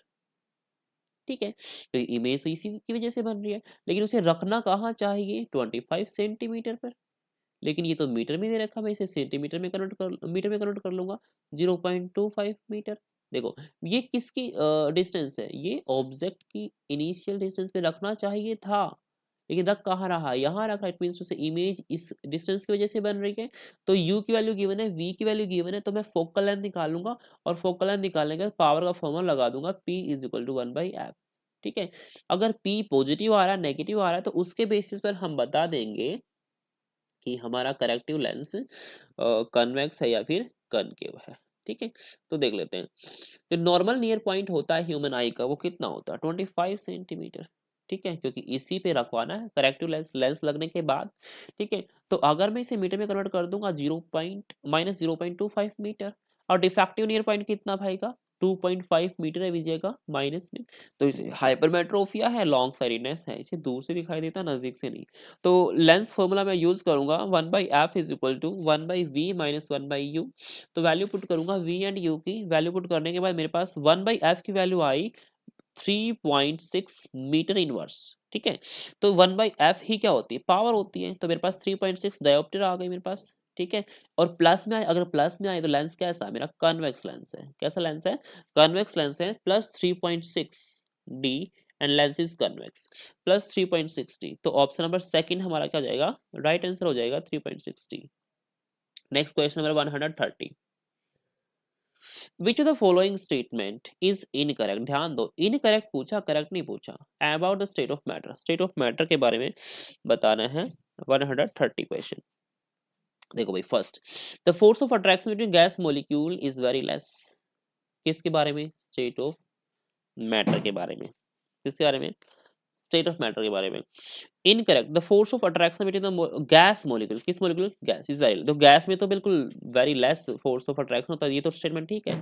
Plasma consist of super energetic super excited particle. क्या प्लाज्मा के अंदर सुपर एनर्जी, सुपर, बिल्कुल प्लाज्मा स्टेट के अंदर ऐसा ही होता है। Plasma glows with special colour depending on the nature of gas, ये भी बिल्कुल बात ठीक है, नेचर ऑफ गैस के ऊपर डिपेंड करता है कि उसका कलर कैसा होगा। नेक्स्ट, नेक्स्ट स्टेट है बोस आइंस्टाइन स्टेट, कंडेंसेट जो स्टेट है, is form by heating the gas off extremely low density. क्या हम हीट करते हैं उसे, देखो कंडेंसेट, क्या हम इसे हीट करते हैं, नहीं, हम तो उसे कूल करते हैं, हीट तो करते ही नहीं है। हम क्या करते हैं, कूलिंग करते हैं, तब बोस आइंस्टाइन कंडेंसेट स्टेट मिलती है। अगर हीटिंग करेगी तो प्लाज्मा में जाएगा ना। तो ऑप्शन नंबर फोर्थ हमारा गलत है, गलत स्टेटमेंट है, और यही हमारा क्या है, राइट आंसर है। सो इस क्वेश्चन का, क्वेश्चन नंबर 130 का option number fourth is right answer. Okay, so option number fourth हमारा क्या है, राइट आंसर है इस क्वेश्चन का। Next question number 131, wave frequency दे रखी है, ठीक है, 500 हर्ट्ज। क्या दे रखी है, वेव फ्रीक्वेंसी दे रखी है 500 हर्ट्ज। कितनी दे रखी है, 500 hertz. And phase frequency 360 metre पर सेकंड दे रखी है। And phase difference between the two displacement at a certain point is 10⁻³ second. ठीक है, तो फेज डिफरेंस निकालना है, टाइम दे दिया, वेलोसिटी दे दी, फ्रीक्वेंसी दे दी, आपको क्या निकालना है, फेज डिफरेंस निकालना है। तो हमें फॉर्मूला अगर पता है तो हाँ हो जाएगा, अदरवाइज नहीं होगा। देखो भाई, हमारे पास फ्रीक्वेंसी थी 500 हर्ट्ज, और फेज वेलोसिटी दे रखी थी 360 मीटर पर सेकेंड, टाइम डिफरेंस दे रखा था 10⁻³ सेकेंड। तो फेज डिफरेंस का फॉर्मूला था 2π/t multiply by change in time. ठीक है, तो हमारे पास तो फ्रीक्वेंसी है, वन टाइम पीरियड तो है नहीं, तो 1/t क्या होता है, फ्रीक्वेंसी, तो 2π/ν∆t। तो यहाँ वैल्यू पुट करो, 2π मल्टीप्लाई बाई 500 इंटू 10⁻³ और हमारा आंसर यहाँ से आएगा, डेल्टा फाई की वैल्यू आ जाएगी पाई। आप कैंसिल आउट करोगे ना इसे, तो मेरे पास क्या आएगा, पाई आएगा। अगर पाई आएगा तो देखो किस ऑप्शन में है पाई, तो हमारे पास ऑप्शन नंबर फोर्थ है पाई। कहाँ है भाई, तो 131 का जो आंसर हो जाएगा, option number fourth right answer हो जाएगा पाई। ओके, नेक्स्ट क्वेश्चन में 132, which of the following is most caused by the atmospheric refraction of light. ध्यान रखना, रिफ्रैक्शन की वजह से कौन सा फिनोमेना नहीं होता वो बताना। First, twinkling of stars at a night. Night के अंदर जो स्टार ट्विंकल करते हैं किसकी वजह से होता है भाई? रिफ्रैक्शन की वजह से होता है, ये तो स्टेटमेंट ठीक है। Sun appearing higher than the sky, ये भी रिफ्रैक्शन की वजह से होता है। Sun becoming visible 2 minutes before actual sunset, तो ये भी स्टेटमेंट क्या है? रिफ्रैक्शन की वजह से होती है। Sun appearing red eight sunset, तो ये जो रेड कलर होता है सनसेट का, क्या ये रिफ्रैक्शन की वजह से होता है? नहीं, किस स्कैटरिंग की वजह से होता है? किसकी वजह से होता है? Scattering of light. तो ऑप्शन नंबर फोर्थ हमारा राइट आंसर हो जाएगा। स्कैटरिंग ऑफ लाइट हो रहा है यहाँ, इसीलिए रिफ्रैक्शन नहीं हो रहा। दैट्स वाई क्वेश्चन नंबर 132 का ऑप्शन नंबर फोर्थ हमारा राइट आंसर है। Next question 133।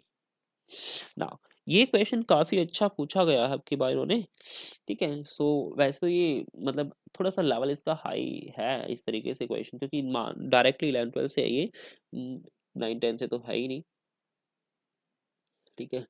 तो चेक करते हैं अब इसका। तो अगर आपको ये इक्वेशन याद होगी, differential equation, standard one dimensional equation याद होगी, तो आप कुछ कर पाओगे, अदरवाइज नहीं कर पाओगे।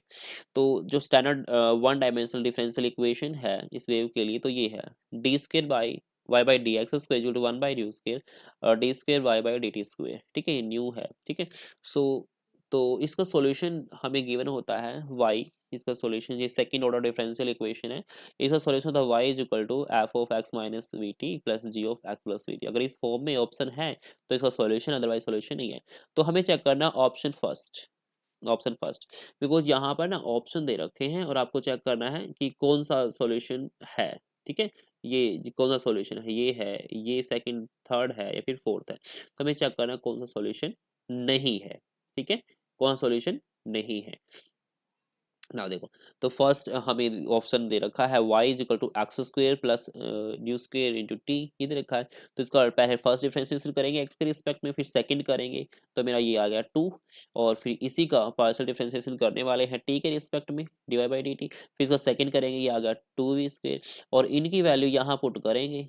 अगर ये वैल्यू इक्वेट हो रही है तो सॉल्यूशन है, अदरवाइज सॉल्यूशन नहीं है। अगर हम पुट करते हैं तो ये दोनों इक्वल हो जा रही है। अगर ये दोनों इक्वल हो जा रही है पुट करने के बाद, बिकॉज 2v स्क्वायर है, v स्क्वायर से v square cancel, 2 equal to 2, तो ऑप्शन नंबर फर्स्ट ही हमारा क्या जाएगा? सॉल्यूशन हो जाएगा इसका, क्या जाएगा? सॉल्यूशन हो जाएगा। लेकिन इसने क्या पूछा है? सॉल्यूशन नहीं है या सॉल्यूशन है? हाँ, सॉल्यूशन नहीं है पूछा है। क्या पूछा भाई? सॉल्यूशन नहीं है, वो तो सॉल्यूशन है, ठीक है। तो ऑप्शन नंबर सेकंड देखो, ऑप्शन नंबर सेकंड। अगेन हमें सेम प्रोसेस अप्लाई करनी है, डिफरेंशिएशन आता तो हो जाएगा। देखो पार्शियल डिफरेंशिएशन है ये, del Y by del X, ठीक है। अब एक्स के रिस्पेक्ट में डिफरेंशिएशन हो रहा है, तो मैं एक्स को वेरिएबल मानूंगा, अदर टर्म्स को क्या मान लूंगा मैं? कांस्टेंट मान लूंगा। एक्स को वेरिएबल मानूंगा और अदर टर्म को क्या मान लूंगा मैं? कांस्टेंट मान लूंगा। और तब जाके हम क्या कर सकते हैं? इसका डिफरेंशिएशन कर सकते हैं। तब जाके क्या कर सकते हैं हम? इसका डिफरेंशिएशन कर सकते हैं। Let us see. देखो delta Y by delta X है, ये 2x कैसे आया? मैंने क्या बोला? मैंने ये बोला है कि x को मैं वेरिएबल मानूंगा, अदर को कांस्टेंट मान लूंगा, ठीक है। अगर x वेरिएबल है तो x का ही डिफरेंशिएशन होगा, अदर का डिफरेंशिएशन नहीं होगा, ठीक है।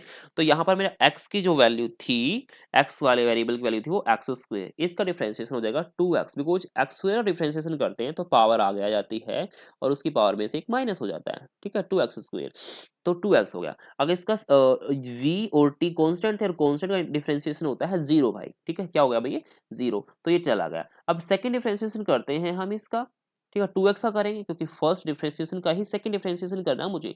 तब ये सेकंड डिफरेंशिएशन हो जाएगा y का विद रिस्पेक्ट टू x। तो 2x की टर्म में है तो x का जो डिफरेंशिएशन होता है पावर आगे, उसकी पावर में से एक माइनस, अगर एक माइनस हो जाएगा क्या आएगा? x की पावर 0, x की पावर 0 का मतलब 1, इसका मतलब 2 आ गया मेरे पास, ठीक है। नाउ अब मुझे क्या करना है? टी के रिस्पेक्ट में करना है। अगर टी के रिस्पेक्ट में पार्शियल डिफरेंशिएशन कर रहा हूं मैं, तो एक्स और वी को क्या ले लूंगा मैं? कांस्टेंट। अगर एक्स कांस्टेंट है तो एक्स स्क्वायर भी कांस्टेंट है, और कांस्टेंट का डिफरेंशिएशन क्या हो जाएगा? 0 हो जाएगा। -2, देखो वी न्यू था, इसका डिफरेंशिएशन करना है मुझे, वी न्यू स्क्वायर है, ये तो एज इट इज, वी कुछ कांस्टेंट है। अब टी स्क्वायर का डिफरेंशिएशन क्या होगा? 2t, तो 2t लिख सकता हूँ, तो -2 न्यू स्क्वायर टी, ये आ गया। अब इसका सेकंड डिफरेंशिएशन अगर मैं करूँ, इसका अगर मैं सेकंड डिफरेंशिएशन करूँ, तो इसी का डिफरेंशिएशन एक बार और t के साथ कर देता हूँ। तो करता हूँ तो t की पावर 1 है भाई, ये तो कांस्टेंट है 2 न्यू स्क्वायर, तो ये तो एज इट लिख दूंगा -2 न्यू स्क्वायर। तो t की पावर 1 का डिफरेंशिएशन क्या होगा 1। तो क्या ये दोनों वैल्यू पुट करने के बाद इक्वल आ रहे हैं? तो ये दोनों वैल्यू पुट करने के बाद इक्वल नहीं आ रहे, ठीक है। अगर नहीं आ रहे तो ये सॉल्यूशन नहीं है, क्योंकि ये सेटिस्फाई नहीं कर रहा इक्वेशन स्टार को। सो यही ऑप्शन सेकंड ही हमारा क्या हो जाएगा भाई, राइट आंसर हो जाएगा। ऑप्शन थर्ड और फोर्थ को चेक करने की जरूरत नहीं है, फिर भी ऑप्शन थर्ड और फोर्थ को हम चेक कर सकते हैं इजीली, ठीक है। वो कैसे करेंगे, चलो देखते हैं इधर, ठीक है। तो हमारे पास ऑप्शन नंबर सेकंड ही क्या हो जाएगा, यही सॉल्यूशन नहीं है इस इक्वेशन का, लेकिन थर्ड एंड फोर्थ सॉल्यूशन है। क्या भाई, थर्ड एंड फोर्थ सॉल्यूशन है, बिकॉज देखो जब भी हमारे पास जो इसका सॉल्यूशन आएगा ना, इस इक्वेशन का सॉल्यूशन जो जो इक्वेशन थी वन डायमेंशनल इक्वेशन उसका सॉल्यूशन नहीं है। जो वन डायमेंशनल इक्वेशन मैंने अभी लिखी थी वहां, तो उसका सॉल्यूशन वो क्या हो सकता है, y is equal to X plus nu T whole square. अगर ये है तो भी, तो x plus nu T whole square है, ये तो सॉल्यूशन हो गया। अगर y is equal to X minus nu T का होल स्क्वेयर है, ठीक है, तो भी सॉल्यूशन होगा। तो आपको याद रखना है ये भी सॉल्यूशन है, ये भी सॉल्यूशन है, यानी कि थर्ड भी सॉल्यूशन है, फोर्थ भी सॉल्यूशन है एंड फर्स्ट भी, बट सेकंड नहीं है। तो ऑप्शन नंबर सेकंड ही हमारा क्या हो जाएगा भाई, राइट आंसर हो जाएगा 133 के लिए। Next question 134, which of the following is not correctly match. अब आपको बताना है इनमें से कौन सा करेक्टली मैच नहीं है, इनमें से कौन सा करेक्टली मैच नहीं है, वो बताना है हमें। देखते भाई, नाउ जो हिमगिरी जो हिमगिरी स्ट्रिप रस्ट रेजिस्टेंस, क्या हिमगिरी स्ट्रिप रस्ट रेजिस्टेंस है? तो जो हिमगिरी होता है एक वैरायटी ऑफ व्हीट है, तो ये लीफ एंड स्ट्रिप के अगेंस्ट रस्ट का काम करती है।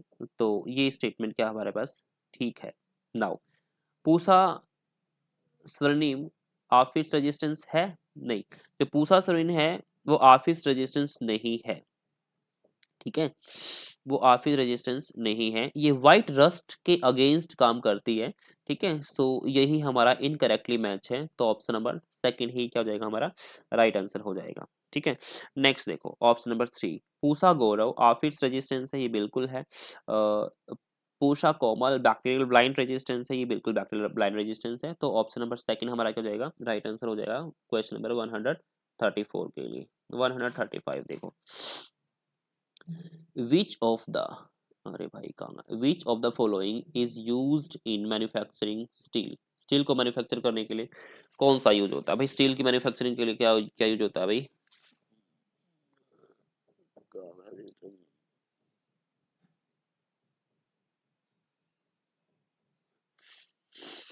स्टील की मैन्युफैक्चरिंग के लिए हमारे पास यूज होता है कोक। क्या यूज होता है भाई, कोक। कोक यूज होता है, ये रिड्यूसिंग एजेंट की तरह काम करता है। किसकी तरह काम करता है ये, रिड्यूसिंग एजेंट की तरह। तो ऑप्शन फर्स्ट राइट आंसर हो जाएगा 135 का। नेक्स्ट 136 देखो भाई, average force required to stop a bullet of mass 16 gram. देखो बुलेट का मास दे दिया, मूविंग विद स्पीड 260 मीटर पर सेकंड स्पीड दे दी, when it is penetrate a block of wood, wood के अंदर जाती है और कितनी डिस्टेंस पर जाती है, 12 सेंटीमीटर डिस्टेंस पर जाती है। देखो ये वुड है, ठीक है, कोई बुलेट है, इसके अंदर जाती है और कितनी 12 सेंटीमीटर डिस्टेंस तक जाती है। इसका मास दे रखा है, किस वेलोसिटी से जा रही है वो दे रखी है, और 12 सेंटीमीटर कितनी डिस्टेंस कवर की वो दे रखा है इसने, ठीक है। अब इसने पूछा फोर्स बताओ क्या निकाला, एवरेज फोर्स, इसे रोकने के लिए एवरेज फोर्स बताओ क्या, ठीक है। तो भाई देखो इसकी इनिशियल कुछ ना कुछ तो काइनेटिक एनर्जी थी जिसकी वजह से आ रही थी। अब जाने के बाद काइनेटिक एनर्जी यहाँ तो जाके क्या हो गई, जीरो हो गई, रुकी, ठीक है। तो काइनेटिक एनर्जी जीरो हो गई, और हमें गिवन क्या क्या है, मास भी गिवन है भाई, स्पीड भी गिवन है, ठीक है, और डिस्टेंस भी गिवन है। तो हम यहाँ से कहीं ना कहीं हमें जो ये फोर्स रिक्वायर्ड होगा, तो इसे रोकने के लिए कोई वर्क डन कराना पड़ेगा, और जो वर्क डन है वो किसके केवल होगा, चेंज इन काइनेटिक एनर्जी, तो वर्क एनर्जी थ्योरम, ठीक है। काइनेटिक एनर्जी के अंदर चेंज कितना होगा, तो वो वाली चीज यूज करके हम इजीली क्या कर सकते हैं, इसे सोल्व कर सकते हैं, ठीक है। तो देखते हैं कैसे सोल्व होगा ये। नाउ मास दे रखा है 16 ग्राम, तो इसे मैं केजी में चेंज कर लूंगा। अगर जब मैंने इसे केजी में चेंज किया, ठीक है, केजी में चेंज किया, कितना आया, 0.016 केजी, ठीक है। और इसकी इनिशियल वेलोसिटी दे रखी थी, कितनी दे रखी थी, 260 मीटर पर सेकंड। वेलोसिटी फाइनल वो तो रुक गया था भाई अंदर जाने के बाद, 0 मीटर पर सेकंड। जो डिस्टेंस कितनी कवर की, 12 सेंटीमीटर, तो उसे मीटर में चेंज कर लो, 0.12। तो हम क्या करेंगे, वर्क डन, क्या करेंगे भाई, वर्क डन। तो वर्क डन कितना होगा, चेंज इन काइनेटिक एनर्जी। तो वर्क डन क्या था, force into displacement, half M V square minus U square, V तो जीरो है, ये तो वैसे ही चला गया। तो क्या बचा, माइनस में रहेगा ये, माइनस 1/m u स्क्वायर ये रहेगा, ठीक है। अगर ये रहेगा वैल्यू पुट करो, देखो देखो, अब हमें जो फोर्स निकालना था, देखो डिस्प्लेसमेंट या डिस्टेंस दे रखे 0.12 मीटर, 1/2 मास 0.016 केजी मैंने कन्वर्ट कर लिया, जीरो माइनस इनिशियल वेलोसिटी यहाँ पुट कर दी। तो वैल्यू कैलकुलेट की मैंने, तो ये आई। तो जब इसका फोर्स की वैल्यू, जब हम इसकी फोर्स की वैल्यू कैलकुलेट करेंगे, कितनी आएगी, -4506.66 न्यूटन। तो ये माइनस में है, अपोजिट वर्क डन कराना पड़ेगा उसे रोकने के लिए, दैट्स वाई माइनस है। तो आंसर याद रखना 4506। तो ऑप्शन नंबर सेकंड, ठीक है। तो इसके लिए मेरा आंसर क्या हो जाएगा, ऑप्शन नंबर सेकंड हमारा क्या हो जाएगा, राइट आंसर हो जाएगा। नेक्स्ट क्वेश्चन नंबर 137 पे आते हैं। What happen during the G one phase of the cell cycle, जो सेल साइकिल का जो जीवन फेज होता है उसके दौरान क्या होता है, डीएनए सिंथेसाइज, क्या डीएनए सिंथेसाइज होता है, नहीं। Cell grows in size and prepares for DNA replication, yes यही होता है, ठीक है। तो ऑप्शन सेकंड राइट आंसर है। जो सेल साइकिल है उसे हम डिवाइड करते हैं डिफरेंट फेजेस में। जीवन फेज के अंदर, इसने जीवन ही पूछा है, फर्स्ट फेज ऑफ इंटरफेज बोलते हैं इसे, जिसके अंदर सेल मेटाबॉलिकली एक्टिव होती है और ग्रो करती है, लेकिन प्रिपेयर करती है डीएनए रेप्लिकेशन के लिए एक्चुअल में, ठीक है। डीएनए रेप्लिकेट नहीं करती, प्रिपेयर करती है डीएनए रेप्लिकेशंस के लिए, ठीक है। सो यहाँ रेप्लिके डीएनए रेप्लिकेशन के लिए प्रिपेयर होती है, रेप्लिकेट करती नहीं, ठीक है। तो यही था मेरा जीवन फेज के अंदर। सो इसका 137 का हमारे पास आंसर हो जाएगा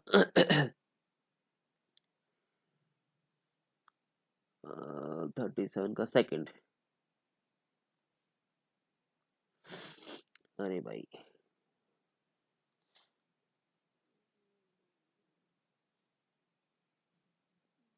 38, देखो इनकरेक्ट स्टेटमेंट बतानी है 38 की, क्या बतानी है भाई, इनकरेक्ट स्टेटमेंट बतानी है।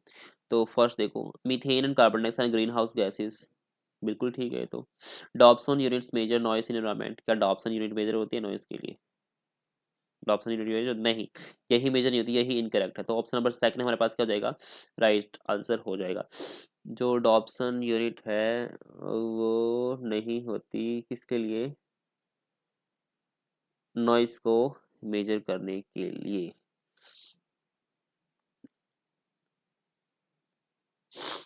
तो कौन सी होती है,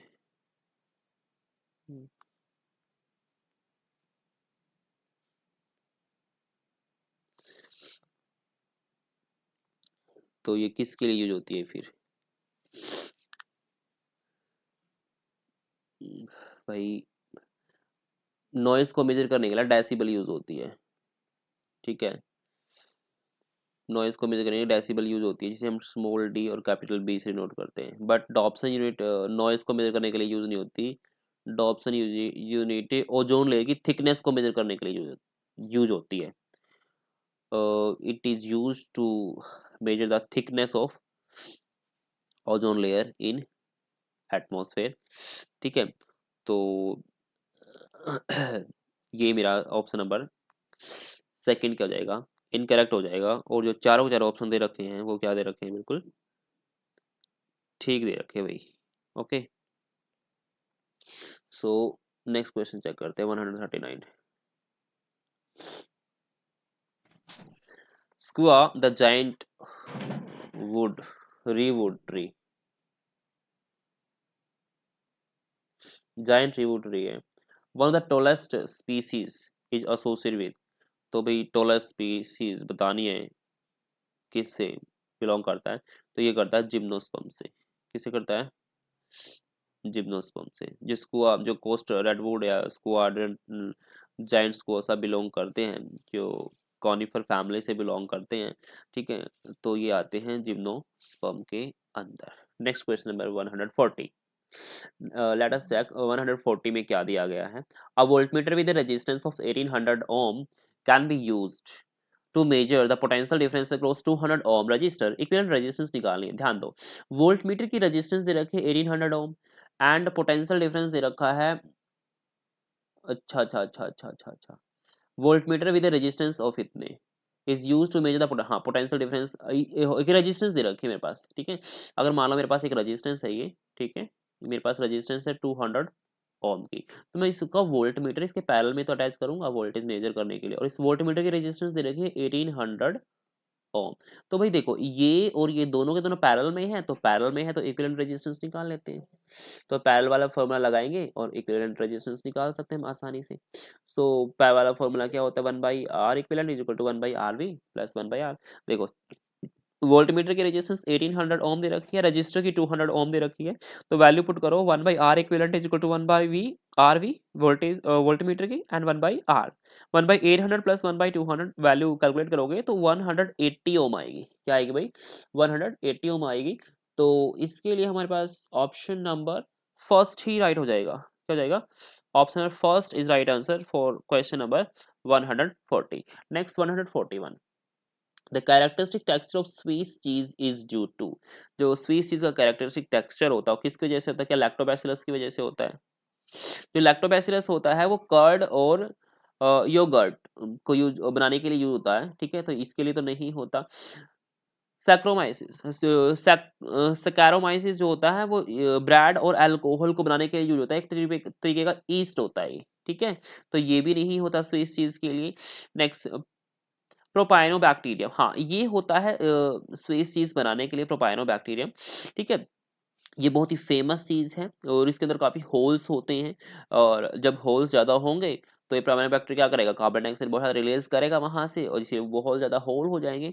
नेक्स्ट सो ऑप्शन थर्ड ही हमारा क्या हो जाएगा, राइट आंसर हो जाएगा। और पेनिसिलिन किसके लिए यूज होता है, कॉम्बर्ट चीज के लिए यूज होता है ये, ठीक है। सो 141 का option number 3 is right answer. Next 142। Which of the following is involve in the modification sorting and packaging of protein. Protein की पैकेजिंग के लिए कौन सा यूज होता है, भाई नॉर्मल सी बात है, पैकेजिंग जहां पर भी आ जाए ना, पैकेजिंग ऑफ प्रोटीन्स वगैरह, तो कौन सा होता है, गोल्गी एपरेटस ही होता है। क्या कौन होता है भाई, गोल्गी एपरेटस। तो ऑप्शन नंबर थर्ड हमारा क्या हो जाएगा, राइट आंसर हो जाएगा, ठीक है। नेक्स्ट, अदरवाइज बहुत ज़्यादा टाइम लग जाएगा मैं 4 ऑप्शन को एक्सप्लेन करूंगा तो, ठीक है। नेक्स्ट 143। व्हाट हैपेंड, हाँ, for a refraction for a refraction at a concave spherical surface। अब मेरे पास कोई concave spherical surface है separating glass and air medium, glass और air medium में distance of object must be should be greater than z times।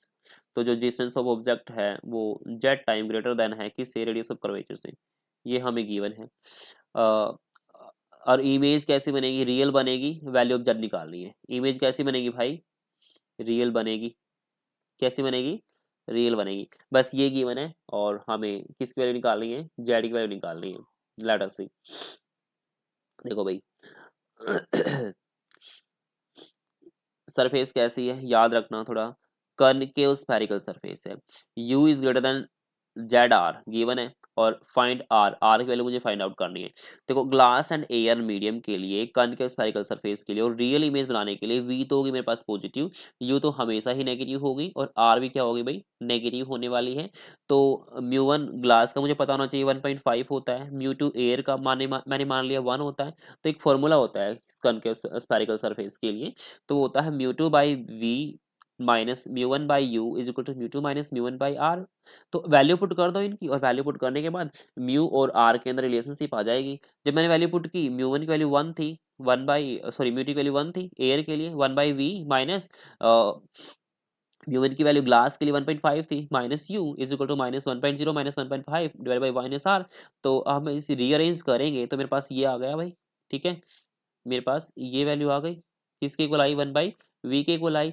अगर real image बनानी है तो v की वैल्यू ग्रेटर देन 0 होनी चाहिए, अगर ग्रेटर देन 0 है तो 1 मान लें।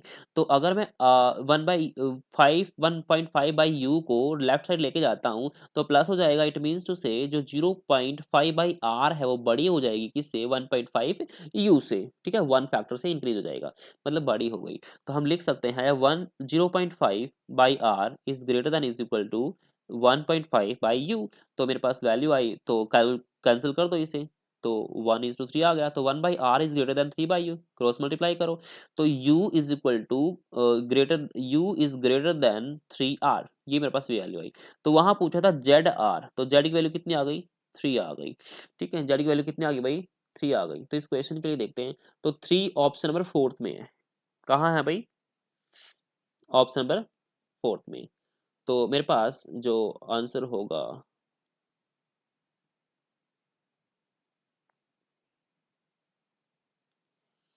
आंसर होगा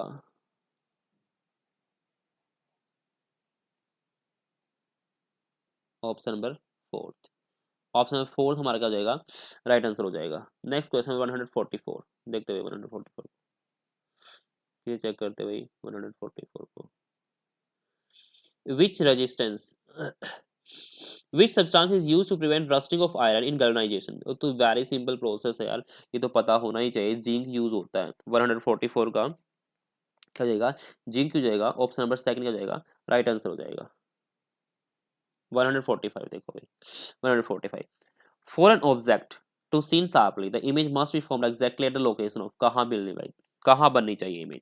भाई नॉर्मल पता है सबको, रेटिना पर बननी चाहिए। अगर रेटिना पर बनेगी तभी हमें आसानी से दिखाई देगा ऑब्जेक्ट शार्पली, तो रेटिना पर ही इमेज बननी चाहिए। 146 देखो, विच of the following is not a characteristic feature of all living organism. कौन सा कैरेक्टरिस्टिक फीचर नहीं है सारे हर लिविंग ऑर्गेनिज्म के लिए। देखो फर्स्ट, मेटाबॉलिज्म। क्या मेटाबॉलिज्म होता है, लिविंग बींग्स होना चाहिए। देखो हर लिविंग बींग से मेटाबॉलिज्म होता है, ग्रोथ होती है, होती है। रिप्रोडक्शन कुछ में नहीं होती, कुछ में होती है, ठीक है। बट फोटोसिंथेसिस, फोटोसिंथेसिस सब में नहीं होती भाई। ये जो ग्रीन प्लांट होते हैं उन्हीं में होती है, जो हेटरोट्रोप होते हैं उनमें नहीं होती। Animals for example human beings में नहीं होती, डॉग में नहीं होती, गांव में नहीं होती। सो ऑप्शन 4 हमारा क्या हो जाएगा, राइट आंसर हो जाएगा 146 का। Next question 147।